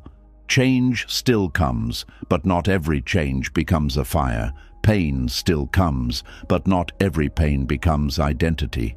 Uncertainty still comes, but not every unknown becomes an enemy. This is what practice slowly gives you, space between change and reaction. In that space, wisdom can enter. You may still feel the old grip, but you do not have to tighten it. You may still feel fear, but you do not have to let fear speak for you. You may still want the moment to stay, but you can bow to its passing. You may still care deeply, but you can care with open hands. Open hands are not empty hands. They are hands that can receive, bless, release, and receive again. They are hands that do not injure themselves trying to hold the wind. They are hands that understand the sacredness of temporary things. They are hands that know love is not proven by how tightly you grip, but by how clearly and kindly you meet what is here while it is here. And this is why the mind suffers when it clings to what is changing by nature. It is not because the mind is bad. It is because the mind is confused. It is asking impermanent things for permanent refuge. It is asking passing feelings for lasting identity. It is asking moving conditions for final security. It is asking life to stop being alive. And because life cannot answer that demand, the mind feels wounded again and again. But when understanding deepens, the wound begins to heal. You stop blaming the river for flowing. You stop blaming the seasons for turning. You stop blaming people for being conditioned and changing. You stop blaming yourself for not being able to hold everything together. You begin to live with more humility, more tenderness, more awareness. You begin to see that peace was never found by freezing life. Peace is found by releasing the fight against movement. So let the heart learn this gently. What is here may change, and that does not make it meaningless. What you love may not be yours forever, and that does not make love foolish. What you feel may pass, and that does not make the feeling false. What you planned may shift, and that does not make your effort wasted. What you lose may hurt, and that does not mean you are lost. Life is changing by nature, but awareness can meet change without becoming destroyed by it. This is the next doorway into peace, to hold without imprisoning, to care without clinging, to grieve without becoming grief, to love without demanding ownership, to act without trying to control every result, to let the present be alive instead of forcing it to become permanent. The heart that learns this does not become untouched by life. It becomes more deeply touched, but less tightly bound. And from here, the next teaching begins to reveal itself. Because when you see that clinging to change creates suffering, the practice becomes clear. You cannot stop life from being uncertain, and you cannot stop all things from moving, but you can train the mind to meet uncertainty differently.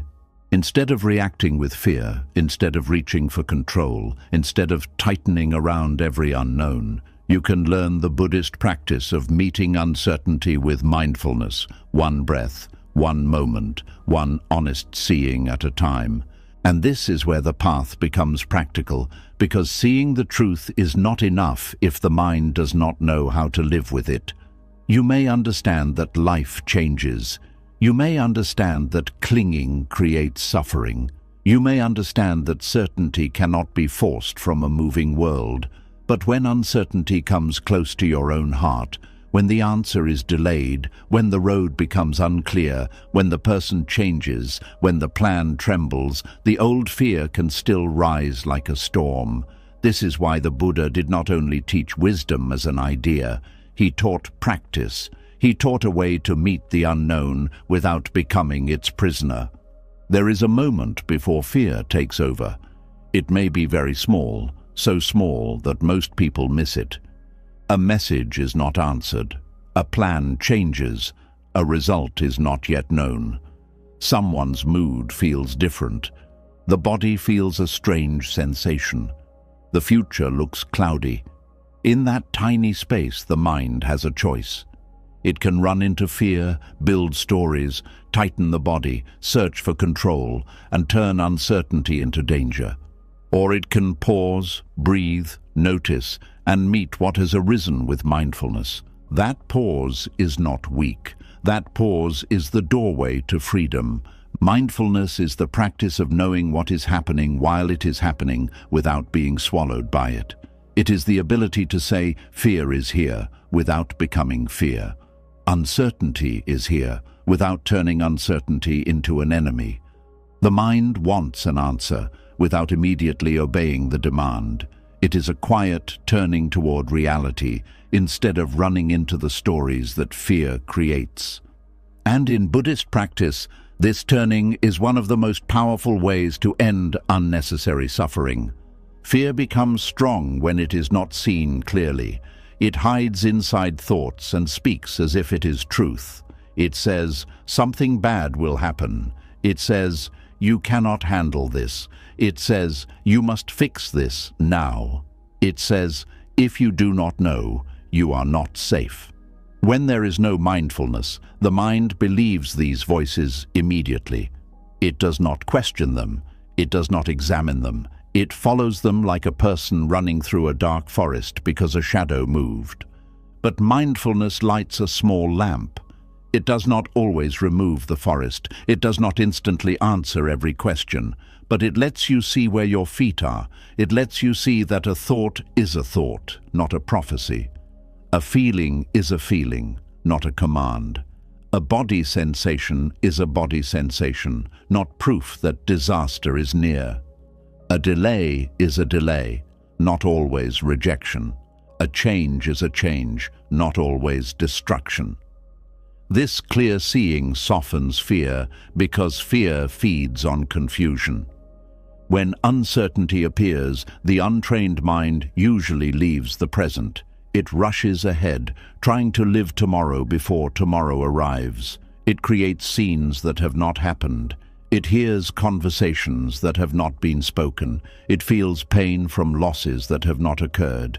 It prepares itself for endings that may never come. And because the body does not always know the difference between a real danger and a vividly imagined one, the heart starts racing, the stomach tightens, the breath becomes shallow, and the mind feels trapped in a future that exists only as thought.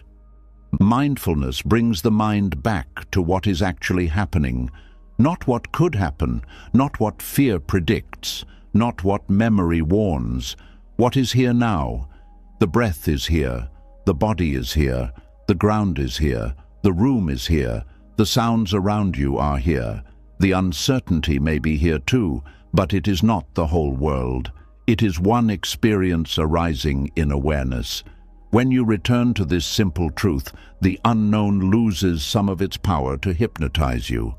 This does not mean mindfulness is a trick for pretending everything is fine. Buddhism is not asking you to deny real problems. If something needs action, act. If something needs protection, protect. If something needs honesty, speak. If something needs boundaries, set them. But do not let fear be the one holding the steering wheel. Mindfulness helps you see the difference between what is actually calling for wise action and what is only calling for anxious reaction. Fear says, do something now, even if you do not see clearly. Mindfulness says, first, become present enough to know what should be done. Fear wants speed because it believes speed equals safety. Mindfulness values clarity because unclear action often creates more suffering. Fear reacts from pressure. Mindfulness responds from awareness. These two may look similar from the outside because both may lead to action, but the inner quality is completely different. When you meet uncertainty with fear, the mind becomes narrow. It sees only threat. It forgets patience. It forgets compassion. It forgets that there may be more than one meaning to what is happening. It forgets that not every unknown is a punishment. It forgets that life may still be unfolding. But when you meet uncertainty with mindfulness, the mind becomes wider. It has room to breathe. It can hold more than one possibility. It can wait without collapsing. It can observe without attacking itself. It can say, "I do not know yet, but I can remain awake." This is a deep kind of courage. Most people think courage means destroying fear.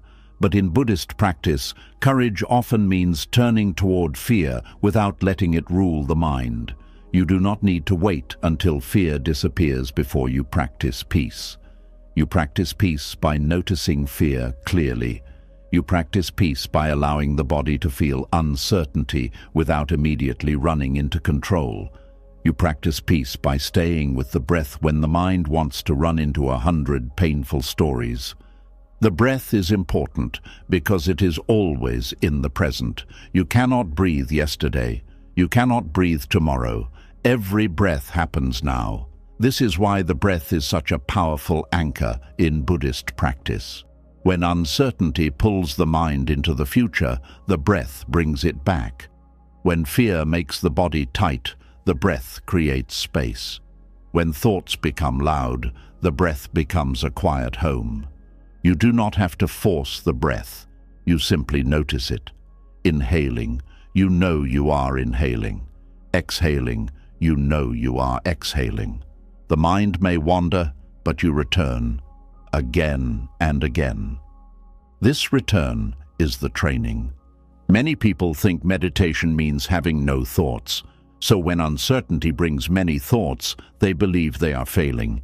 But mindfulness is not the absence of thoughts. It is the knowing of thoughts. If the mind says, "What if this goes wrong?" Mindfulness knows, a worried thought is here.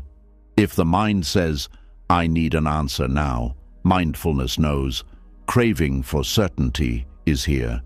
If the mind says, "I cannot handle this," mindfulness knows, fear is speaking. This knowing changes everything. It creates distance between awareness and the movement of the mind. Without mindfulness, a thought can become a world. With mindfulness, a thought becomes an object to observe. You do not need to fight it. You do not need to believe it. You do not need to push it away. You can let it arise, stay for a while, and pass. This is how the practice of mindfulness is connected to the teaching of impermanence. You do not only believe thoughts are impermanent, you watch them change directly. You see that even fear has movement, even anxiety has waves, even the demand for certainty rises and falls. This direct seeing brings confidence, not the confidence that nothing difficult will happen, but the confidence that you can meet your mind without being destroyed by it. You begin to realize that uncertainty itself is not always what breaks you. The breaking often comes from believing every fear the mind produces. When you stop believing every thought, you stop feeding every storm. One of the most helpful practices is to name what is happening gently, not dramatically, not with judgment, just with honesty.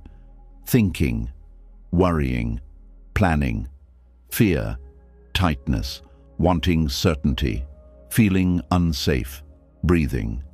These simple labels bring awareness into the experience. They help the mind stop drowning in the story and return to the actual process. Instead of saying, "My life is falling apart," mindfulness may notice, a thought about life falling apart is present. That difference may seem small, but it is the difference between being trapped inside a dream and waking up enough to see the dream as a dream. When you name fear, you do not make it your identity. You are not saying, "I am fear." You are saying, "Fear is present." This is important. In Buddhist understanding, experiences arise due to causes and conditions. They are not a fixed self. Fear arises because of memory, uncertainty, attachment, body chemistry, past wounds, tiredness, and the mind's habit of protecting itself. When conditions gather, fear appears. When conditions change, fear changes. Seeing fear this way makes it less personal. It becomes something to understand, not something to obey blindly. Mindfulness also teaches you to feel fear in the body instead of only thinking about it in the mind. This is very important because much overthinking is the mind's attempt to escape physical discomfort. The body feels tightness, restlessness, heat, pressure, or unease, and the mind tries to solve it by creating more thoughts. It believes if it can find the perfect answer, the body will relax. Sometimes information helps, but often the body does not need another thought. It needs presence. So you turn gently toward the body. Where is the fear felt? Is it in the chest, the throat, the stomach, the shoulders, the jaw? Can you breathe around it? Can you let it be there without calling it danger? Can you soften the places that are holding too tightly? This is not forcing the body to relax. It is giving kind attention to what has been ignored. Fear often becomes louder when it is resisted. When it is met with mindful compassion, it begins to loosen. This is why mindfulness must be gentle. If you use mindfulness as another weapon against yourself, it becomes another form of control. Some people say, I should not be anxious, I should be mindful, I should be peaceful by now. But that is not mindfulness. That is judgment wearing spiritual clothing. True mindfulness says, anxiety is here. Let me meet it with care. It does not shame the mind for being afraid. It understands that fear is part of being human. The practice is not to hate fear, but to stop letting fear lead you into suffering. The Buddha's path is compassionate because it recognizes that the untrained mind suffers through habit. It has learned to protect itself by predicting, clinging, avoiding, and controlling. These habits may have once felt necessary. Maybe you learned fear because life was unstable. Maybe you learned overthinking because mistakes were punished. Maybe you learned control because people disappointed you. Maybe you learned to expect danger because safety was not steady. Mindfulness does not blame you for these patterns. It simply helps you see them clearly enough that they no longer have to control your future. When uncertainty comes, mindfulness asks you to slow down the chain. The chain may begin with a trigger, then a sensation, then a thought, then a story, then an emotion, then a reaction. For example, someone does not reply. The body tightens. The thought appears, something is wrong. The story grows, they are pulling away. The emotion becomes fear. The reaction becomes checking, accusing, begging, withdrawing, or punishing yourself. Mindfulness enters early and says, pause, a trigger has occurred, tightness is here, a story is forming, let me not become the story too quickly. This pause can protect your peace and your relationships. Many regrets come from moments when fear moved faster than awareness. A person speaks harshly because they felt uncertain. They send too many messages because they could not sit with not knowing.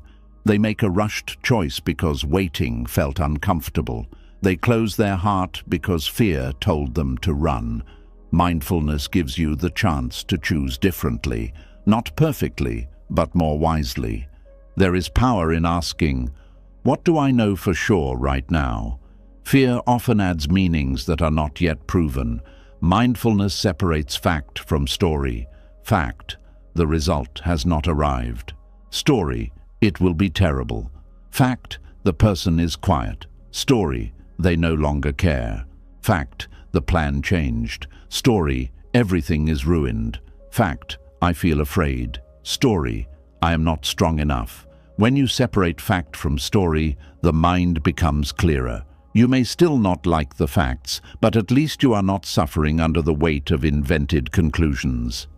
Another mindful question is, what is needed now? Not what is needed forever. Not what will solve every possible future. What is needed now? Maybe a breath is needed. Maybe rest is needed. Maybe a kind message is needed. Maybe silence is needed. Maybe more information is needed, but not panic. Maybe a boundary is needed. Maybe patience is needed. Maybe the only wise action is to stop feeding the thought for 1 minute. This question brings the mind out of endless fear and into practical wisdom. Uncertainty becomes unbearable when the mind demands total control, but it becomes workable when the mind returns to the next skillful step. You may not know the whole road, but you can know whether your next step is rooted in fear or awareness. You may not know the outcome, but you can know whether your words are kind or harmful. You may not know tomorrow, but you can know whether you are abandoning the present. Mindfulness does not give you the entire map. It gives you enough light for the step in front of you. The practice also teaches patience with unanswered questions. An unanswered question is not an enemy. It is simply an unanswered question, but fear turns it into a threat. It says, "If you do not answer this now, you are unsafe." Mindfulness says, "This question is here. Let it be held in awareness. Not every question must be solved by force. Some answers come through time. Some come through quiet observation. Some come when the mind stops shaking. Some come through the natural unfolding of causes and conditions. If you force every answer too early, you may receive only the answer created by fear. This is why silence can be part of wisdom. Not the silence of avoidance, but the silence of letting the mind settle before acting. Muddy water becomes clear when it is still. In the same way, the mind often sees more clearly when it stops stirring itself with panic. If you keep shaking the water and then complain that you cannot see the bottom, the problem is not the water alone, it is the shaking. Mindfulness is the practice of letting the shaking slow. This can be hard because fear is impatient. It wants certainty now. It wants relief now. It wants the body to calm now. It wants the future to answer now. But mindfulness trains a different strength. The strength to stay, to remain present for one more breath, to let the wave rise without immediately reacting, to feel the pull of old habits and not follow them every time, to allow the unknown to exist without treating it as an emergency. At first, this practice may feel small, one breath, one pause, one moment of noticing, but these small moments rebuild the mind. Every time you meet uncertainty with awareness instead of fear, you weaken the old pathway. Every time you pause before reacting, you teach the body that not knowing is not always danger. Every time you return to the present, you remind the heart that peace does not require the future to be solved first. This is how transformation happens. Not through one dramatic moment, but through repeated moments of wise return. Mindfulness also helps you see the difference between fear and intuition. Many people confuse the two. Fear is often loud, urgent, repetitive, and full of pressure. It pushes you toward immediate relief. It often speaks in extremes: always, never, everything, nothing. Intuition is usually quieter. It may be firm, but it is not frantic. It does not need to repeat itself 100 times. It does not destroy your body with panic. Mindfulness creates enough inner space to tell the difference. Without mindfulness, fear can pretend to be wisdom and lead you into unnecessary suffering. When you are mindful, you can examine the quality of the mind. Is this thought coming with tightness or clarity? Is this action coming from compassion or defense? Is this decision being made to honor truth or to escape discomfort? Is this message being sent to communicate honestly or to force reassurance? Is this silence peaceful or punishing? These questions are not for overthinking. They are for clear seeing. Mindfulness is not more mental noise. It is the quiet awareness that sees the noise. The practice of meeting uncertainty with mindfulness also changes your relationship with time. Fear says, the future must be controlled. Mindfulness says, the present must be inhabited. Fear says, you are not safe until you know. Mindfulness says, you can be aware while not knowing. Fear says, think more. Mindfulness says, see more clearly. This is a complete shift in the way you live. You stop treating peace as something waiting at the end of certainty and begin discovering it in the way you meet this very moment. One of the most beautiful parts of mindfulness is that it brings you back to direct experience. Fear lives mostly in interpretation. Mindfulness returns to what can be known directly: the feeling of the feet on the floor, the movement of air through the nose, the sounds appearing and disappearing, the warmth or coolness in the body, the movement of the chest, the posture, the hands, the simple fact of being alive. This may sound too simple for a mind that wants big answers, but simplicity is often the medicine. Fear complicates, presence simplifies. The mind may argue, but breathing does not solve my problem. That may be true, but breathing helps you stop becoming the problem. It helps you return to a state where wise action is possible. A panicked mind often creates more problems while trying to solve one. A mindful mind may not control the outcome, but it is less likely to harm itself or others along the way. Breath is not an escape from responsibility. It is preparation for responsibility. Mindfulness also allows compassion to enter uncertainty. When fear rules, the mind becomes harsh. It attacks itself for not knowing. It blames others for not giving answers quickly enough. It becomes suspicious, defensive, and impatient. But mindfulness softens the inner atmosphere. It remembers, this is hard. It remembers, many beings feel this same fear. It remembers, I can be kind to myself in this unknown. This compassion does not remove all difficulty, but it removes the loneliness of fighting yourself. You can place a hand on your chest and silently say, this is uncertainty, this is fear, this is a human moment. May I meet it with patience. Such words may seem simple, but they change the tone of the mind. Instead of becoming an enemy to yourself, you become a witness and a friend. Fear already makes the world feel unsafe. Do not make your own heart another unsafe place. Mindfulness with compassion turns the heart into a refuge. This refuge is not built from certainty, it is built from presence. This is very important. If your refuge depends on certainty, it will collapse whenever life changes. But if your refuge is mindfulness, then wherever uncertainty arises, practice can arise too. In confusion, you can breathe. In waiting, you can notice.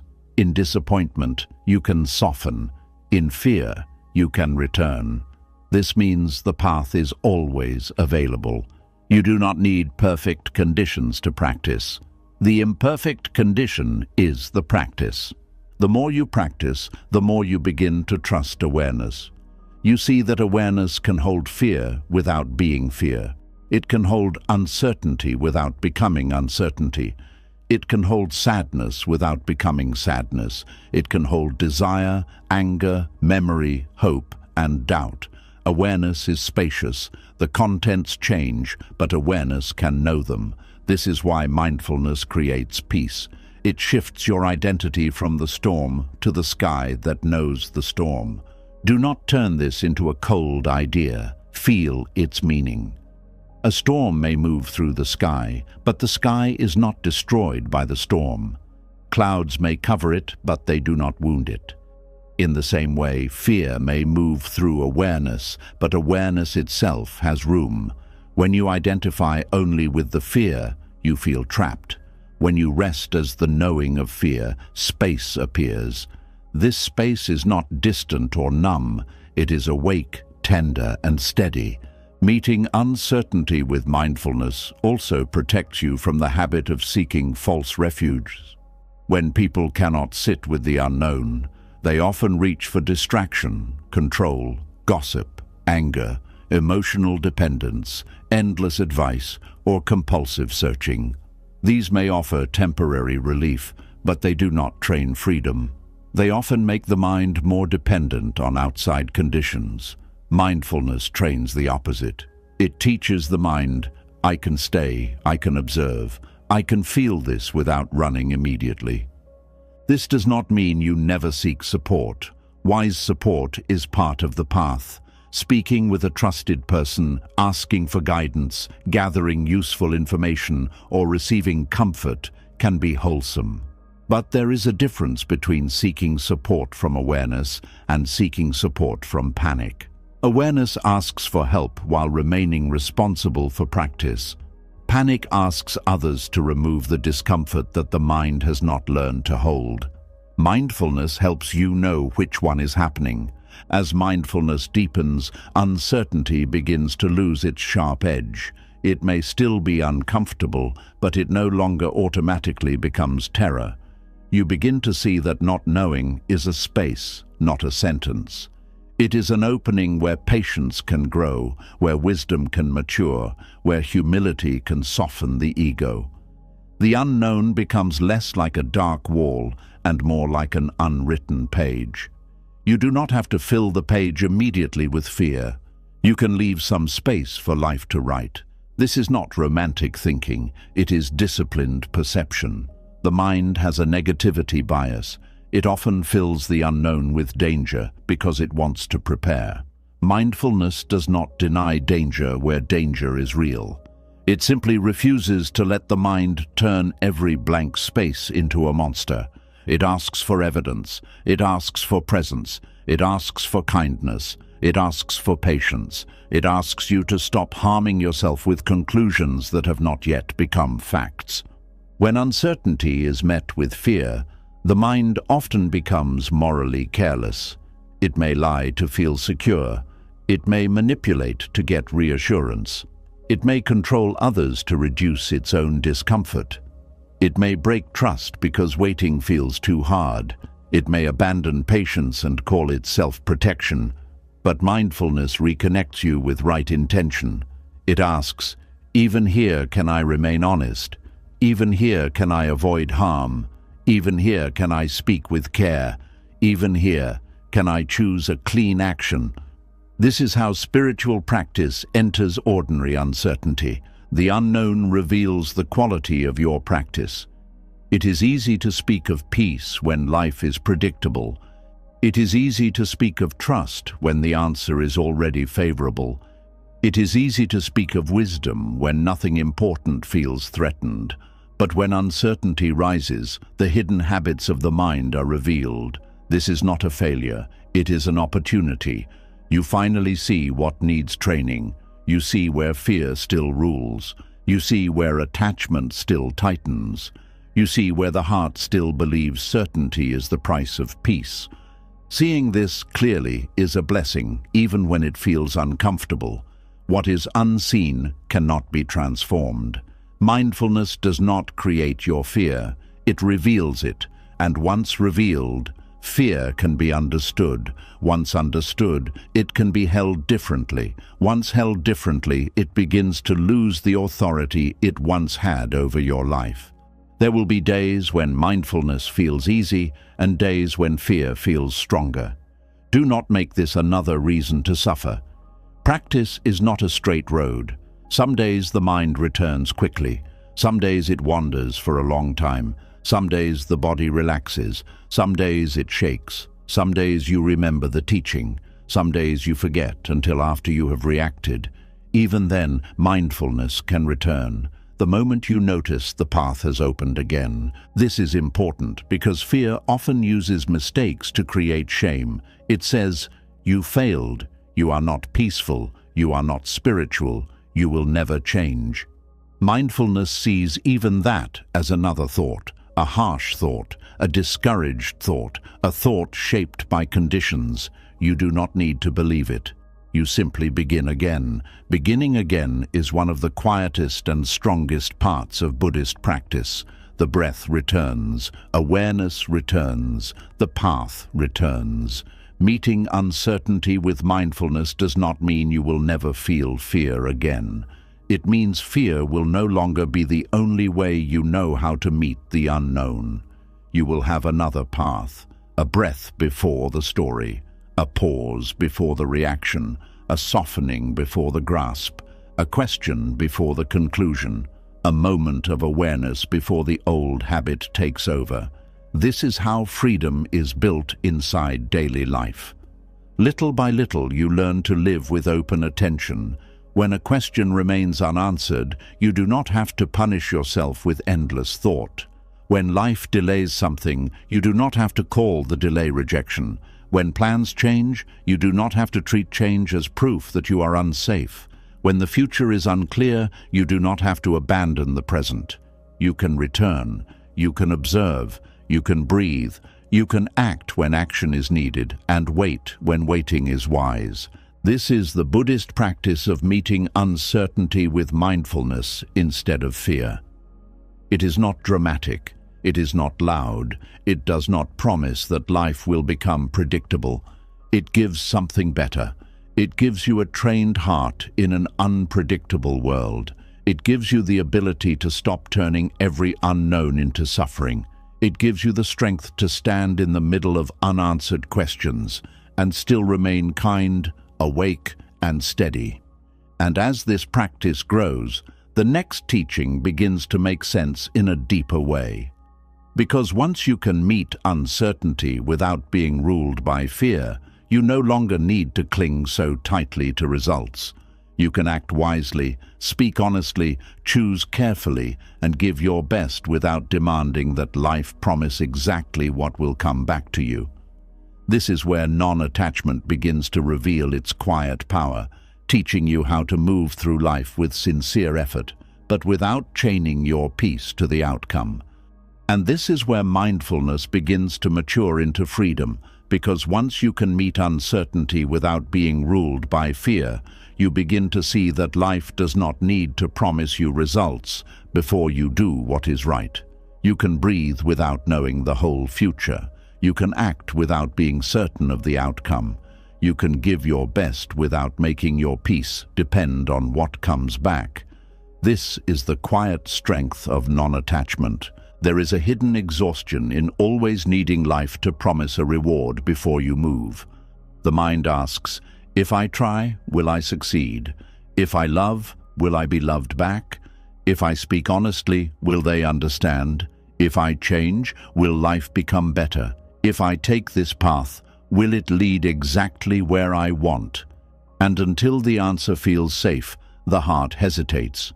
It waits at the edge of life, not because there is no wisdom, but because it wants a guarantee before it takes a step. But life does not work like that.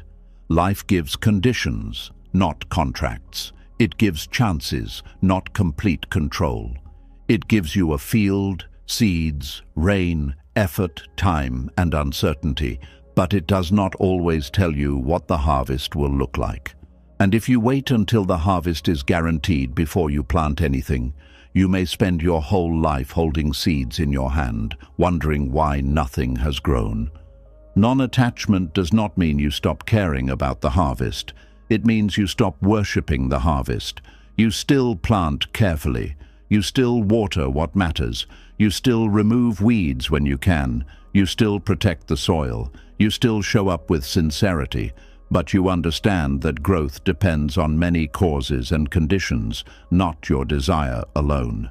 This understanding does not make you lazy. It makes your effort cleaner. Many people misunderstand non-attachment because they think it means coldness. They think it means having no dreams, no love, no ambition, no effort, no preference, no direction. But Buddhist non-attachment is not emotional emptiness. It is not giving up on life. It is not sitting back and saying, nothing matters. It is the art of caring deeply without becoming chained to what you care about. It is the ability to act wisely without demanding that life must reward you exactly as your mind expects. Attachment says, I will only be peaceful if this turns out my way. Non-attachment says, I will act with wisdom and I will meet the result with awareness. Attachment says, my worth depends on this outcome. Non-attachment says, my responsibility is in the intention, the effort, and the action I bring. Attachment says, if I cannot control the result, I am helpless. Non-attachment says, even without controlling the result, I can still choose what is wholesome. This is a powerful shift. It moves your life from fear to integrity. When you are attached to results, you can easily betray your values to get what you want. You may lie to protect an image. You may force a relationship to avoid loneliness. You may overwork to prove your worth. You may please people to secure approval. You may manipulate situations to calm your anxiety. You may stay silent when truth is needed because you fear the result of speaking. In each case, attachment to outcome becomes stronger than wisdom. Non-attachment brings you back to right action. It asks, what is wise here, even if I cannot control how others respond? What is honest here, even if I cannot guarantee comfort? What is kind here, even if kindness is not returned? What is disciplined here, even if success takes longer than I want? What is peaceful here, even if the result is not in my hands? These questions return power to the only place where your power truly lives, your own intention and conduct. The Buddha's path never asks you to become passive. It asks you to understand where your true control ends and where suffering begins. You can control whether you plant the seed, but not whether the weather obeys you. You can control whether you speak with care, but not whether another person receives your words with maturity. You can control whether you practice, but not whether peace arrives on your preferred schedule. You can control whether you act with honesty, but not whether the world applauds you for it. This is not unfair. This is reality. And when you stop fighting reality, your actions become lighter. You no longer carry the impossible burden of controlling every response, every result, every consequence, every mind, every timing, every condition. You do what can be done. You release what cannot be owned. You remain available to learn from what comes next. That is not weakness. That is wisdom walking with both feet on the ground. Think of how much suffering comes from acting only for results. A person helps someone, but because they are attached to being thanked, their kindness turns into resentment when no appreciation comes. A person creates something meaningful, but because they are attached to praise, their joy disappears when others do not notice. A person loves someone, but because they are attached to being chosen in a certain way, love becomes fear, pressure, and pain. A person works hard, but because they are attached to immediate success, effort becomes bitterness. The action may look good from the outside, but inside, attachment has poisoned it. This is why Buddhist teachings care so much about intention. The same action can come from freedom or from craving. You can give because compassion moves you, or you can give because you want control. You can work because discipline matters, or you can work because you are running from shame. You can speak because truth is needed, or you can speak because the ego wants to win. Non-attachment asks you to purify the root, not just decorate the action. When the root is clean, the action has peace in it before the result arrives. This is important. If your peace comes only after the outcome, then every action becomes a gamble. You are tense while waiting. You are restless while hoping. You are afraid while trying. But when your peace comes from knowing you acted with wisdom, then you already receive something valuable before life gives its answer. You receive self-respect. You receive clarity. You receive inner alignment. You receive the quiet dignity of knowing you did not abandon the path. This does not mean you will never feel disappointed. Non-attachment is not the removal of human emotion. If you work hard and fail, disappointment may come. If you love and lose, grief may come. If you speak honestly and are misunderstood, sadness may come. If you hope for something and life moves differently, heaviness may come. The difference is that disappointment does not become self-destruction. Grief does not become clinging. Sadness does not become hatred. Heaviness does not become proof that practice was useless. A non-attached heart can feel pain without turning pain into bondage. It can say, "This hurts, but I do not need to make this result my identity." It can say, "This did not go as I hoped, but I can still learn." It can say, "I cared deeply, and I can still release the demand that life must obey my care." This is not cold. This is mature tenderness. It allows you to remain human without becoming enslaved by every outcome. Attachment makes results feel like a judgment on your worth. If the result is good, you feel valuable. If the result is bad, you feel defeated. If people approve, you feel real. If people reject, you feel small. If the plan works, you feel safe. If the plan fails, you feel lost. This makes the heart unstable, because it is always waiting for the outside world to tell it whether it may rest. Non-attachment helps you stop giving your inner dignity away to conditions that are always changing. Your worth is not the result. Your sincerity is not erased by the outcome.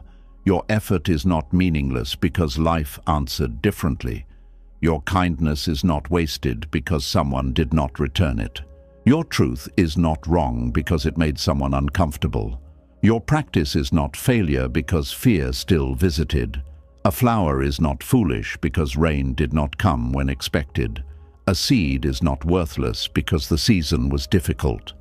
In the same way, wise action has value even before the result becomes visible. This is one of the deepest freedoms on the path. To act because the action is wholesome, not because the result is guaranteed. To be honest because honesty is clean, not because everyone will honor it. To be kind because kindness reduces suffering, not because it always brings reward. To practice patience because patience protects the mind, not because life will immediately become easy. To let go because clinging burns the heart, not because letting go will instantly give you what you want. Non-attachment turns your attention from reward to rightness. It asks, is this action aligned with the path? Not, will this action give me exactly what I desire? This does not mean results do not matter at all. Of course, results matter. A wise person pays attention to consequences. If an action causes harm, you learn. If a choice leads to suffering, you examine it. If a method does not work, you adjust. Non-attachment is not blindness to results. It is freedom from being owned by them. There is a difference between learning from results and being chained to results. Learning says, this outcome is information. Attachment says, this outcome is my identity. Learning says, let me adjust with humility. Attachment says, I am ruined, or I must force this to change. Learning creates wisdom. Attachment creates fear.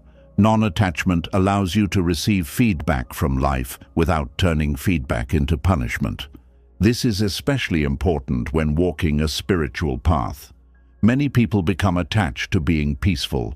They want meditation to produce calm every time. They want kindness to remove conflict. They want letting go to feel beautiful immediately.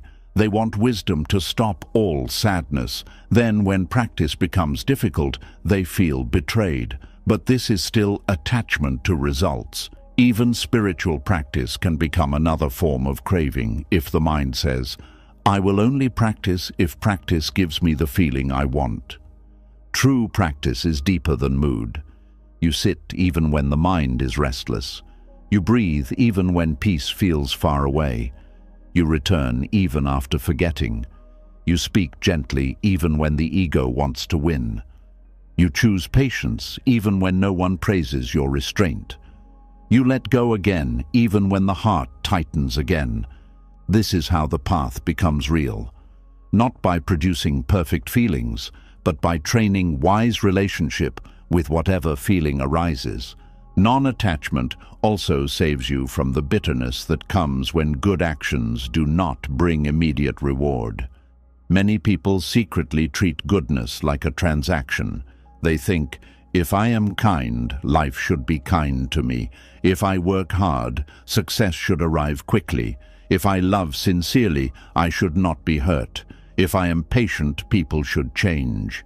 If I practice, pain should disappear. When life does not follow this bargain, the heart becomes resentful.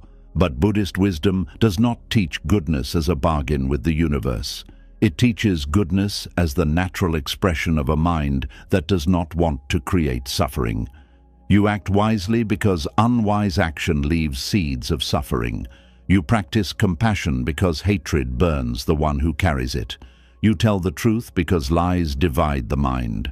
You let go because clinging tightens the heart. The reward is not always immediate or visible, but the action itself shapes the mind. Every action plants seeds. This is a simple way to understand karma without turning it into superstition. Your repeated intentions shape your character. Your repeated reactions shape your habits. Your repeated thoughts shape your inner world. Your repeated choices shape the direction of your life. You may not control exactly when or how the fruit ripens, but you are still responsible for the seeds you place in the ground. Non-attachment teaches you to plant wisely without standing over the soil every minute shouting at it to grow. This matters because impatience can damage the very thing you are trying to create. A person plants a seed and digs it up every day to see if it has sprouted.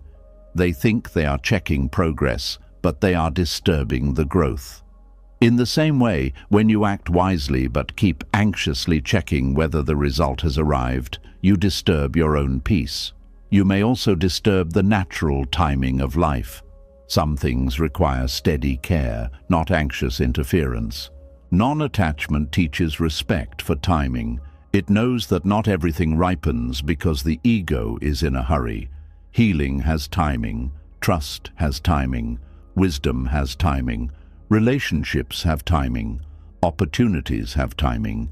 Even inner change has timing. You cannot force every flower open with your hands. If you try, you do not create blooming. You create damage.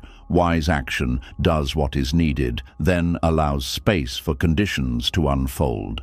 This space is not laziness, it is disciplined patience. Laziness says, I will do nothing.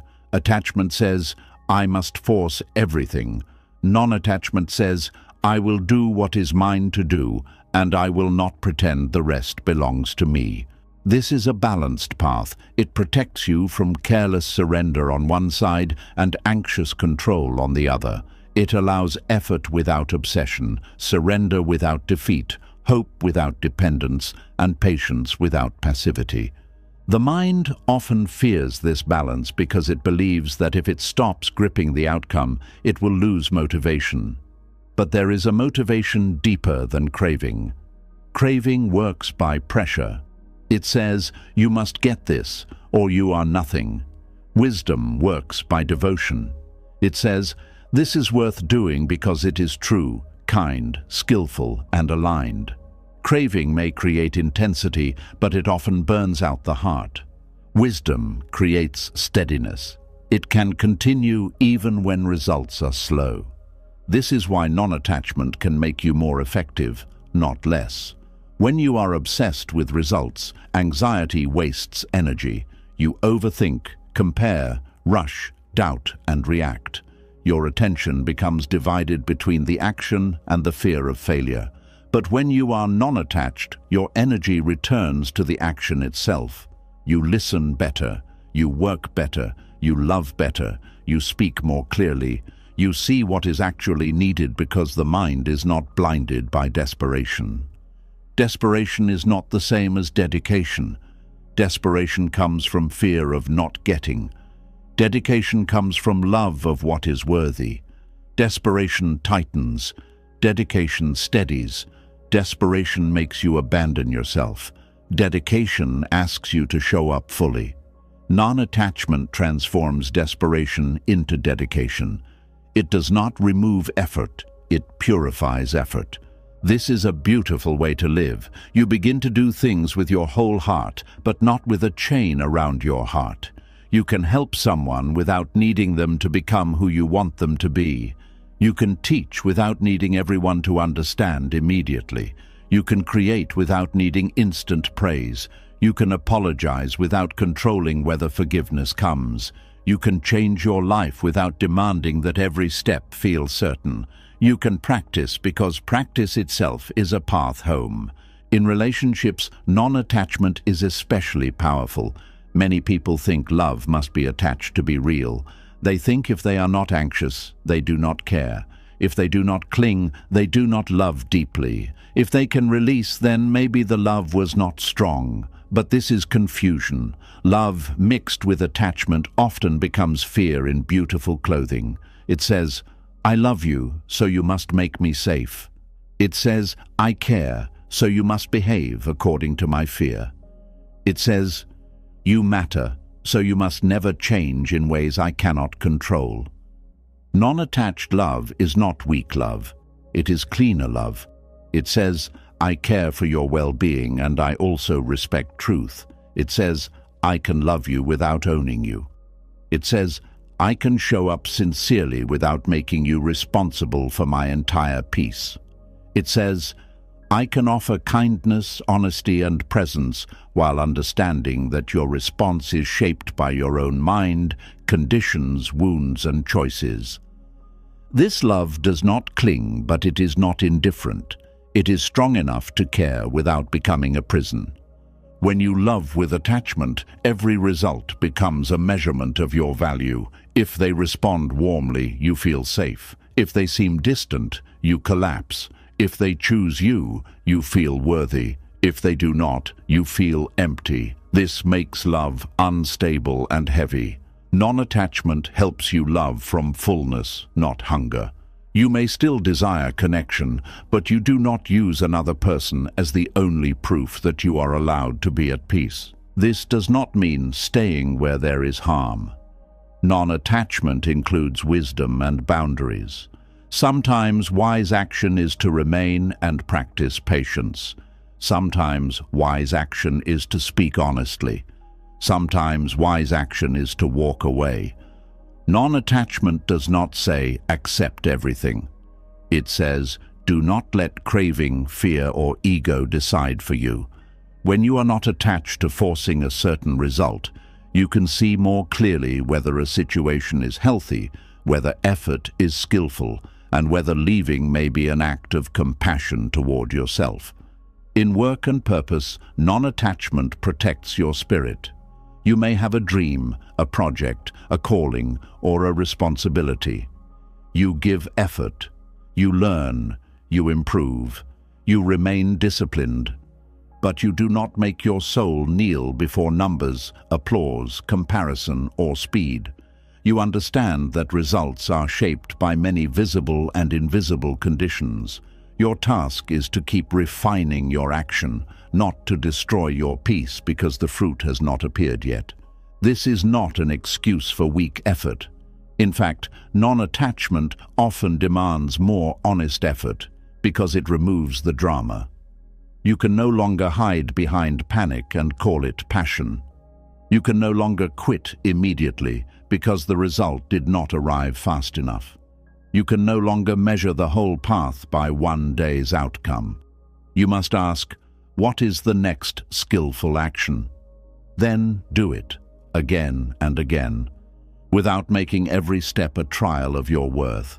The path becomes simpler, not always easier, but simpler. Show up, act wisely, learn, adjust, release, continue. This rhythm is peaceful because it respects both effort and impermanence. You are not passive and you are not possessed. You are participating in life without trying to become the owner of life. Non-attachment also changes how you face failure. Attachment sees failure as a final verdict. Non-attachment sees failure as a condition to study. What happened? What can be learned? What was within my control? What was not? What intention was present? What action can be improved? What must be released? This approach prevents shame from swallowing wisdom. It allows failure to become a teacher instead of a prison. Many people cannot learn from failure because they are too attached to never failing. Their identity is so tied to success that failure feels unbearable, so they deny, blame, hide, or quit. Non-attachment allows humility. It says, "This did not work, but I can remain open." That openness is precious. It keeps the mind alive. It keeps growth possible. It keeps the heart from hardening. The same is true with success. Attachment turns success into something you must protect. You become afraid of losing your place, your image, your praise, your comfort. Success becomes anxiety because now there is more to defend. Non-attachment allows success to be received with gratitude instead of fear. You can enjoy what comes without becoming owned by it. You can use it wisely without building your identity on it. You can let it serve goodness instead of ego. This is why the Buddha's teaching is so balanced. It does not say, "do not have." It says, "do not cling." It does not say, "do not act." It says, "act without craving." It does not say, "do not love." It says, "love without possession." It does not say, "do not hope." It says, "hope without making hope your master."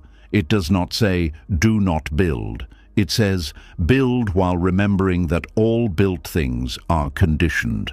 Remembering this saves the heart from arrogance when things go well and despair when things fall apart. When things go well, you understand that many conditions supported the outcome. You become grateful, not inflated. When things fall apart, you understand that many conditions contributed to the result. You become reflective, not destroyed. Non-attachment gives you a middle path through gain and loss. Gain and loss are part of life. Praise and blame are part of life. Pleasure and pain are part of life. Success and failure are part of life. The attached mind rises and falls violently with each one. The non-attached mind still feels them, but it is not thrown as far. It has a center that does not depend entirely on the wave. This center is not built from control. It is built from practice. One helpful way to practice non-attachment is to set your intention before acting. Ask yourself, what quality do I want to bring to this? Maybe the quality is honesty, maybe patience, maybe courage, maybe kindness, maybe discipline, maybe humility. Then focus on embodying that quality as fully as you can. This brings your attention back to what is truly yours.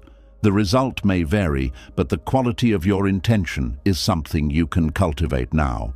Before a conversation, you can say, "May I speak truthfully and listen well." You cannot control whether the other person reacts calmly. Before work, you can say, "May I give steady effort." You cannot control every outcome. Before helping someone, you can say, "May I offer this without needing ownership of their response." You cannot control their gratitude or change. Before meditation, you can say, "May I sit with awareness." You cannot control whether the mind becomes silent. This practice changes the emotional weight of action. You stop entering every moment with the demand, "Give me what I want." You enter with the offering, "Let me bring what is wise." That shift is deeply healing. It turns life from a marketplace of cravings into a field of practice. Another practice is to release the result consciously after acting. Not because you do not care, but because you understand the limit of your role. You send the message with honesty, then breathe. You complete the work with effort, then rest. You apologize sincerely, then allow space. You make the decision with the best wisdom available, then stop torturing yourself with endless what-ifs. You plant the seed, water it, and let the soil do what only soil can do. The mind will try to return to control. That is normal. It will ask, "But what if it does not work?" You can answer gently, "Then I will meet that too." This sentence is powerful. It does not promise that everything will go your way. It promises that you will not abandon awareness when life moves differently. It teaches the heart that it does not need a perfect outcome to remain present. This is one reason non-attachment creates courage. When you are attached to guaranteed results, you become afraid to act. You fear failure, rejection, misunderstanding, change.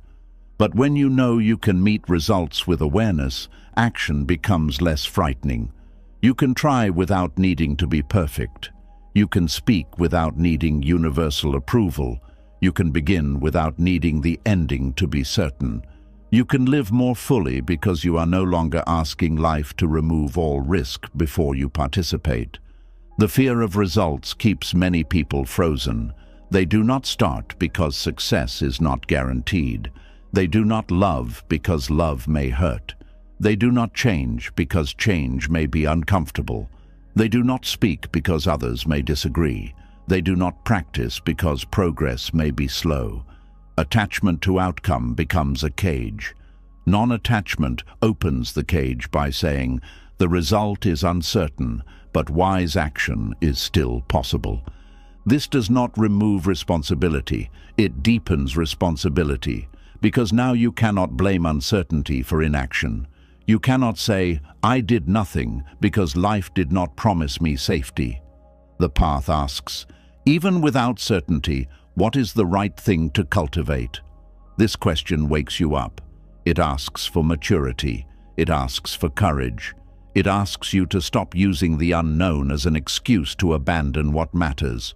Non-attachment also teaches you not to use results to judge the purity of your action too quickly. Sometimes, a wise action brings discomfort at first. Telling the truth may create tension before it creates freedom. Setting a boundary may cause someone to be upset before peace returns. Beginning a new habit may feel hard before strength grows. Leaving an unhealthy pattern may feel lonely before clarity comes. If you are attached only to immediate comfort, you may mistake necessary discomfort for failure. This is why wisdom must guide action, not just emotion. Some good results feel uncomfortable at the beginning. Some harmful things feel pleasant at first. Attachment to quick relief can lead you away from deeper peace. Non-attachment helps you tolerate the discomfort of wise choices without needing instant confirmation. It teaches you to trust wholesome causes even before the fruit appears. This is very close to faith in Buddhist practice, not blind belief but confidence in the path. You may not know exactly how everything will unfold, but you trust that greed, hatred, and delusion lead to suffering, while generosity, compassion, mindfulness, and wisdom lead toward freedom.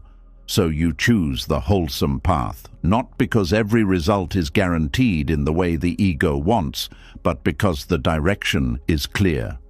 Non-attachment brings this trust into daily life. You stop asking, "Will this give me everything I want?" and begin asking, "Does this reduce suffering? Does this grow wisdom? Does this protect peace? Does this align with compassion?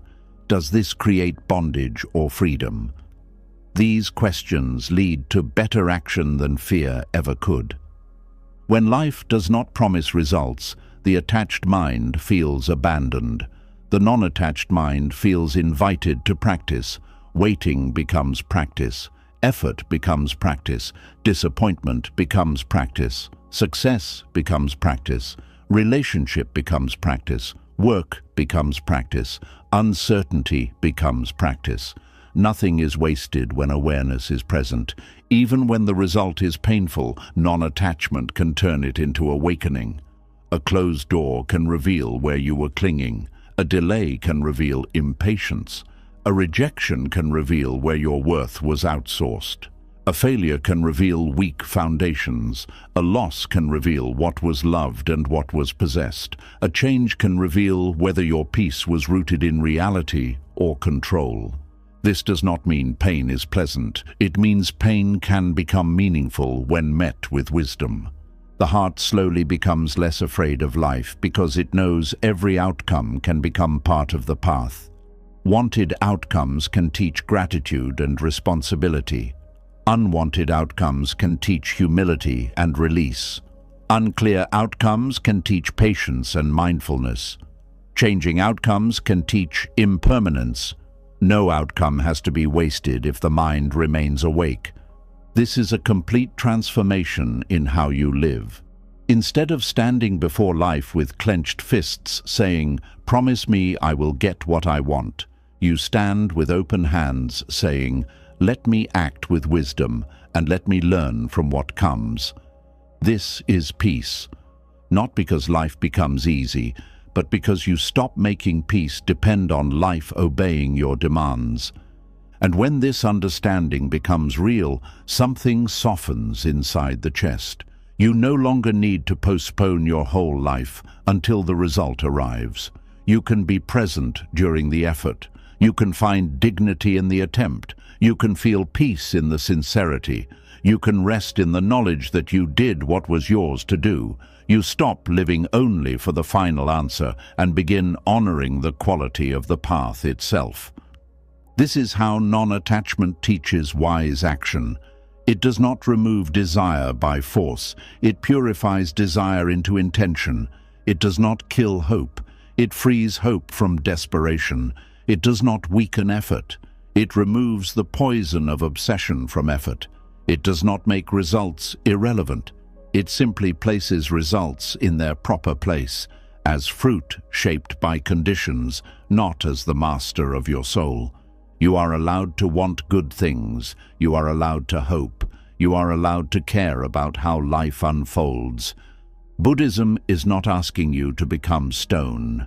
It is asking you to stop turning every hope into a chain. Hold the hope gently. Walk the path sincerely. Do the work cleanly. Let the result breathe.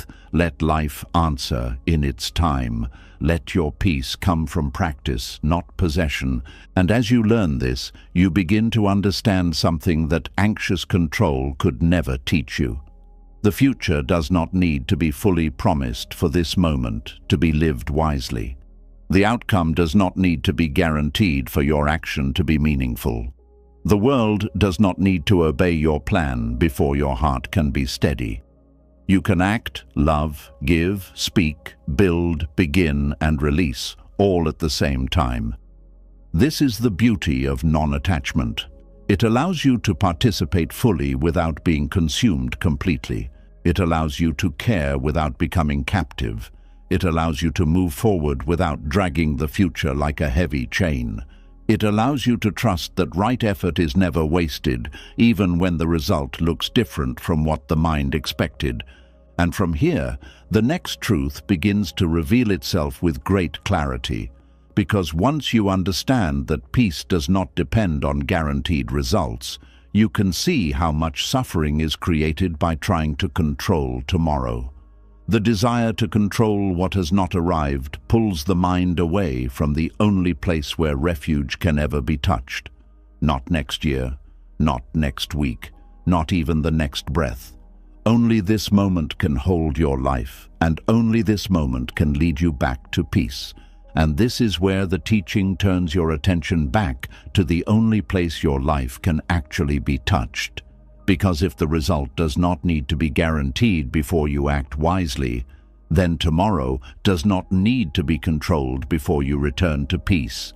The mind keeps leaning forward, reaching for the next answer, the next sign, the next proof that everything will be safe. But the breath is here, the body is here, life is here, and the more the mind tries to live in tomorrow, the more it abandons the only refuge that has ever been real. There is a quiet sadness in spending your life trying to control a day you have not entered yet. The morning may be calm, but the mind is already fighting next week. The room may be safe, but thought is already preparing for loss. The body may be sitting still, but attention has run ahead, trying to solve problems that have not arrived. Slowly, a person can lose the present moment, not because it disappears, but because fear convinces them that tomorrow is more important than the life happening now. The desire to control tomorrow often sounds wise. It says, "I am only planning.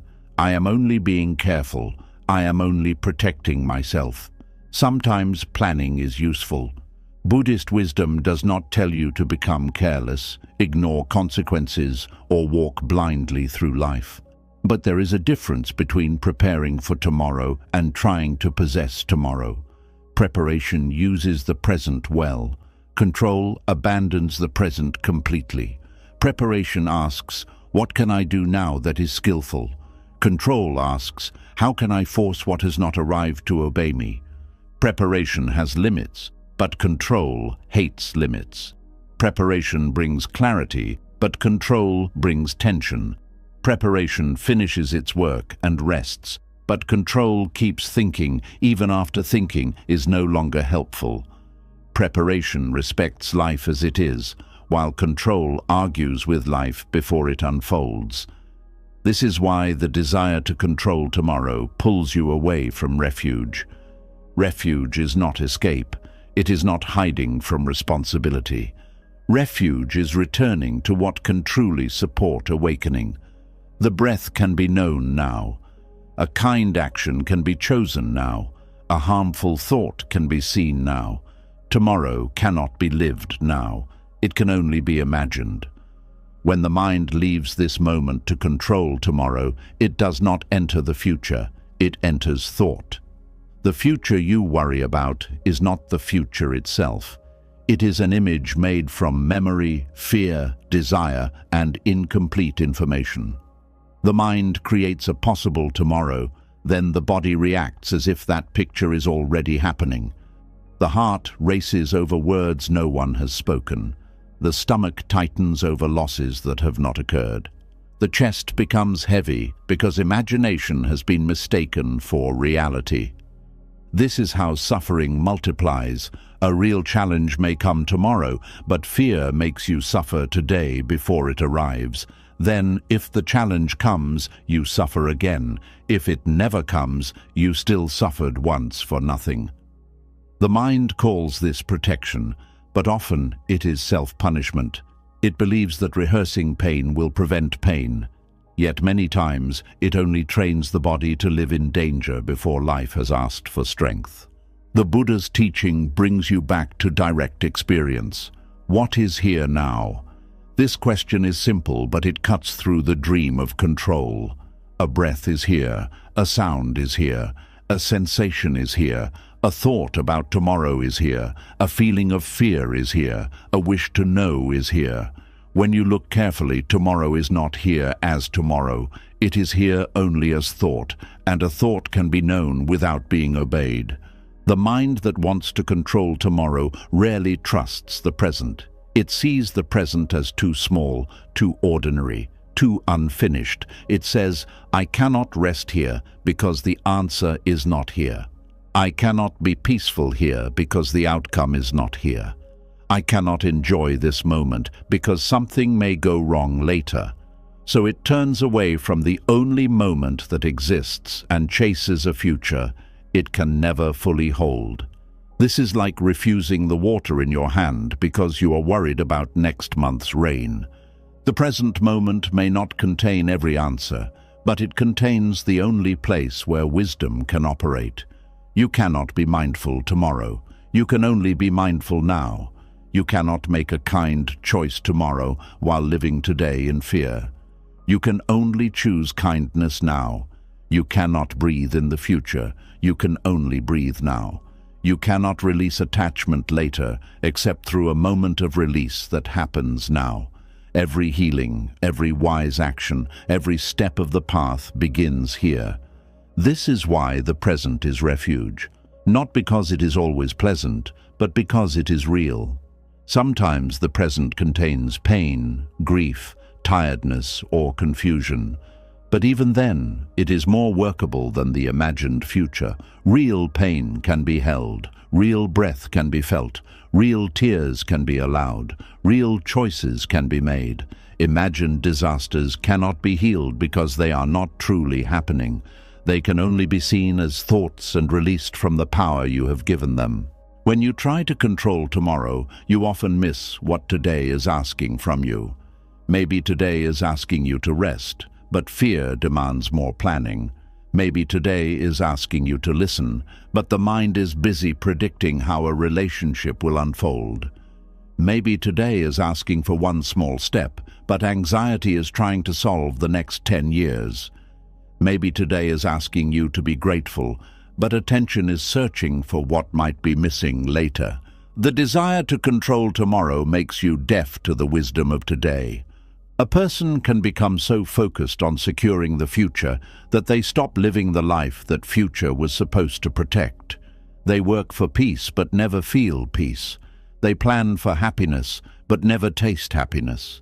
They chase stability but remain unstable within. They try to prevent loss but lose presence, tenderness, sleep, health, and connection along the way. What is the use of controlling tomorrow if the cost is abandoning your own heart today? Buddhist wisdom does not ask you to stop caring about tomorrow. It asks you to care from the right place. The right place is the present moment. You care for tomorrow by planting wholesome causes today.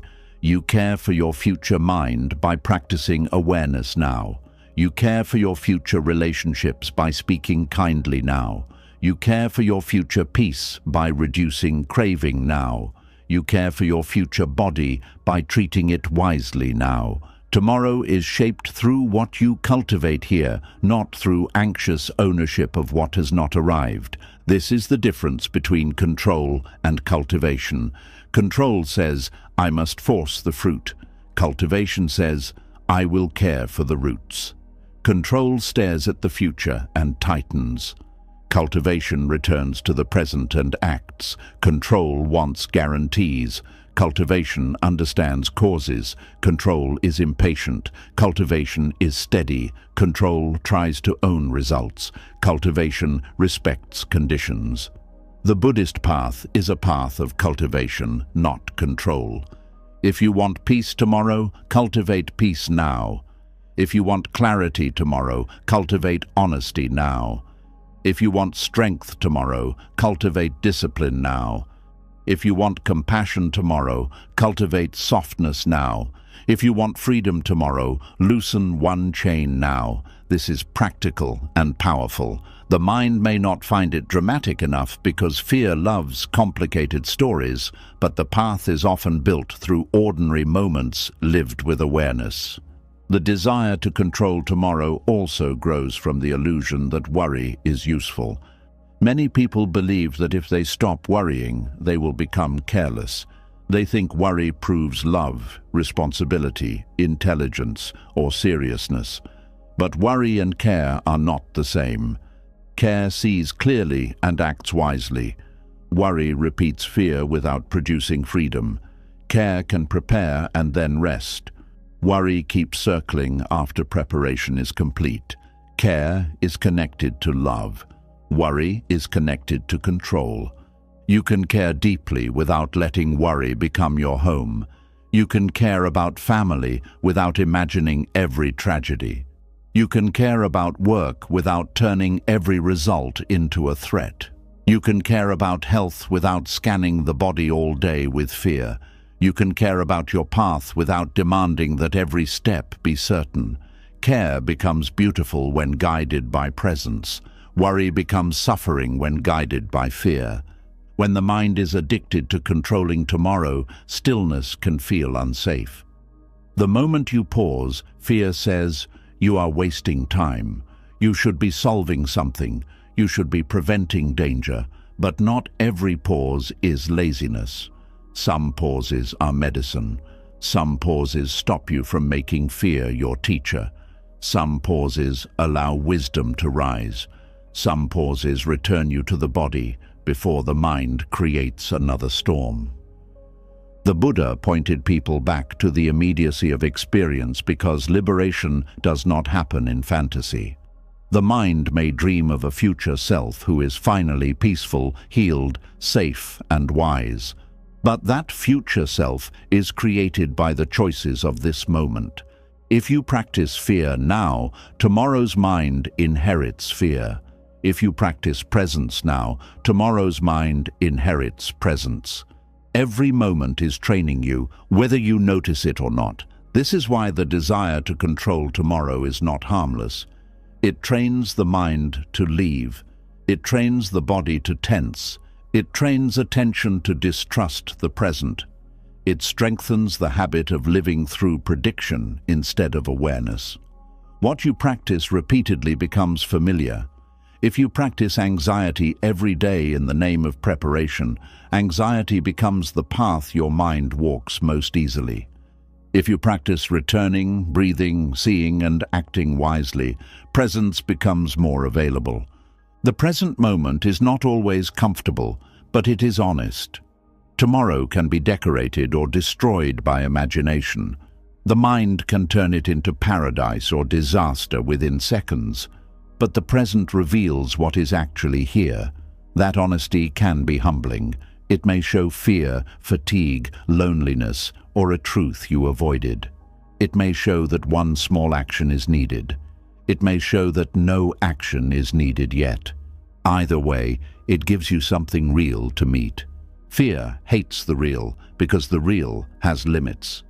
In the present, you may only be able to do one thing, send one message, make one call, take one breath, rest 1 hour, apologize once, begin one small task. Fear wants total control, so it rejects the small real step and chases a huge unreal certainty. This is how people become frozen. They ignore the small thing they can do because they are overwhelmed by the large thing they cannot control. Buddhist practice brings dignity back through small, skillful action. Wash the cup, feel the breath, speak the truth, sit quietly, complete the task, offer kindness, notice anger, eat with awareness, walk with attention, let the mind settle. These are not meaningless actions. They train the heart to live where life is. A mind that can return to the small present action is less likely to drown in the imagined future. This is why mindfulness in daily activity matters. You practice when brushing your teeth without rehearsing tomorrow's fear. You practice when eating without turning the meal into a planning session. You practice when listening without preparing your defense. You practice when walking without dragging every future problem beside you. Each ordinary act becomes a way of saying, I am here. I have not abandoned this moment.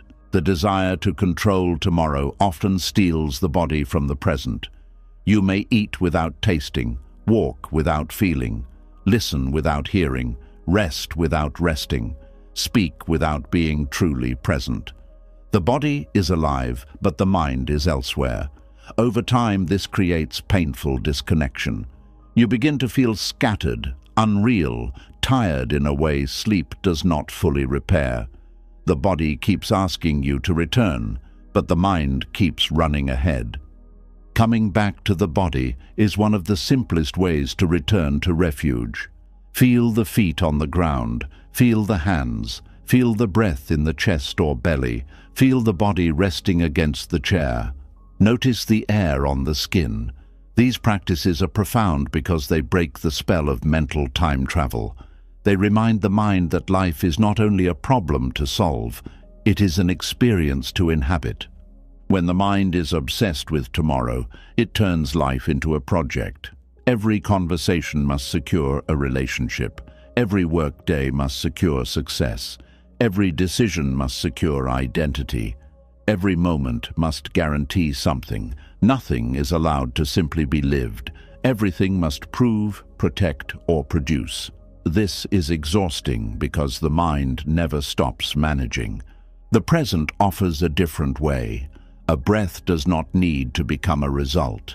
A kind act does not need to become applause. A quiet morning does not need to become productivity. A moment of stillness does not need to solve your whole life. When you stop forcing every moment to serve your fear of tomorrow, life becomes spacious. Peace appears not as a final achievement, but as a way of being with what is here. This does not mean life loses direction. Direction matters. But direction without presence becomes pressure, and presence without direction can become drifting.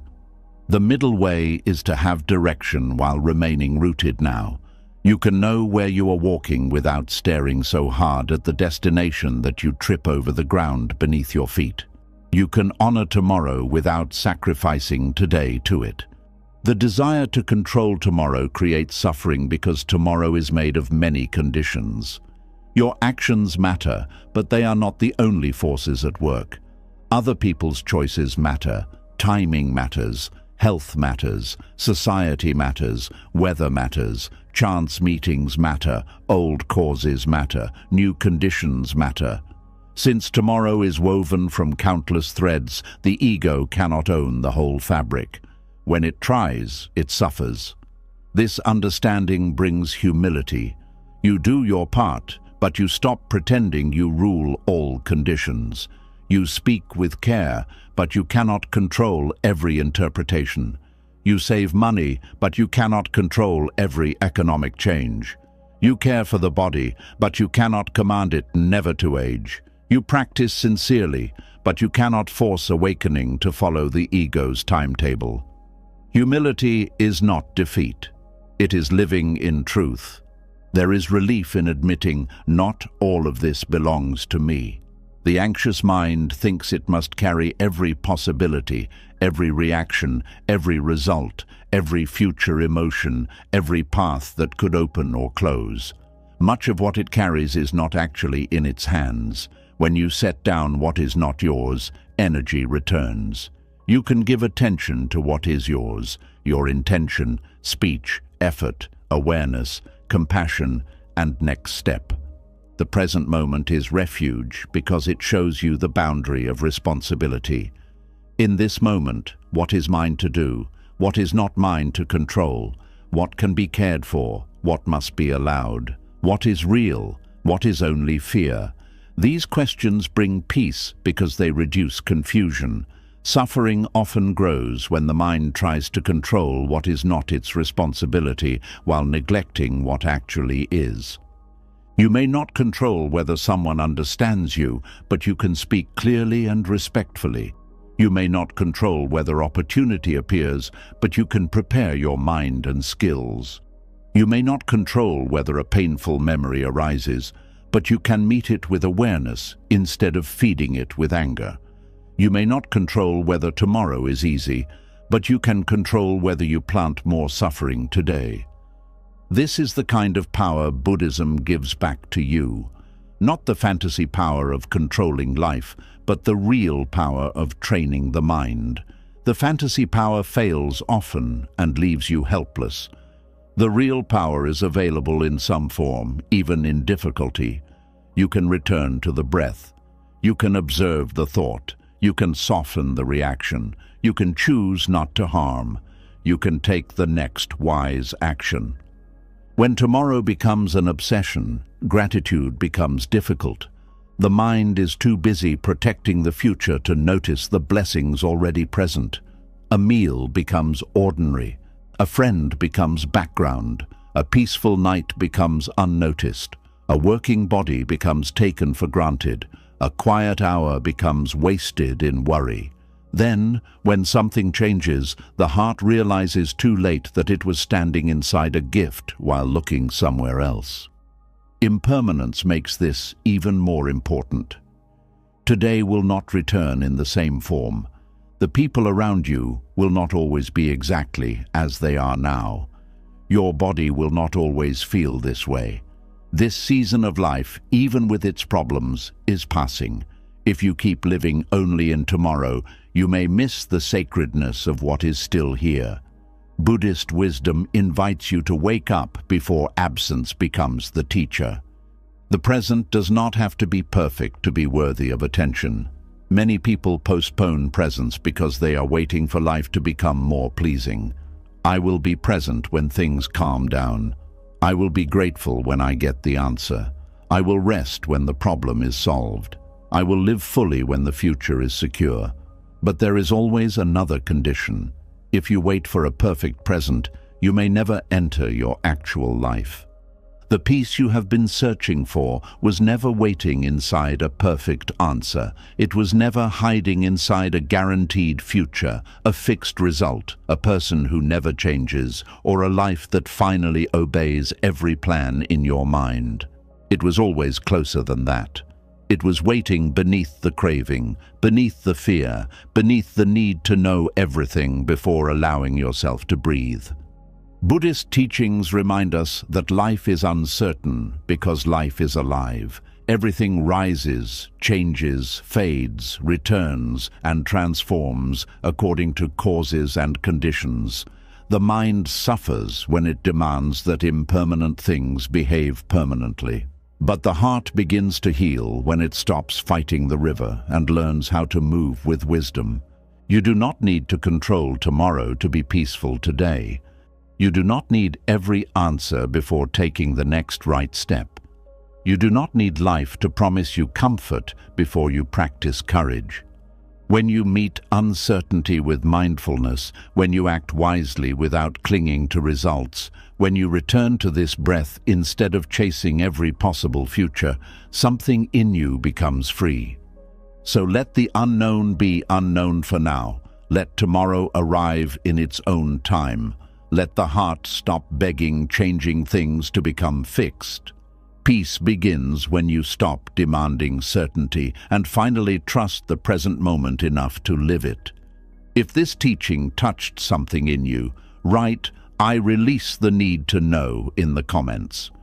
Let that be your quiet reminder that peace is not found by controlling life, but by meeting life with a steady heart. And if you want more Buddhist teachings that calm the mind, soften attachment, and bring you back to yourself, subscribe to the channel and stay on this path with us.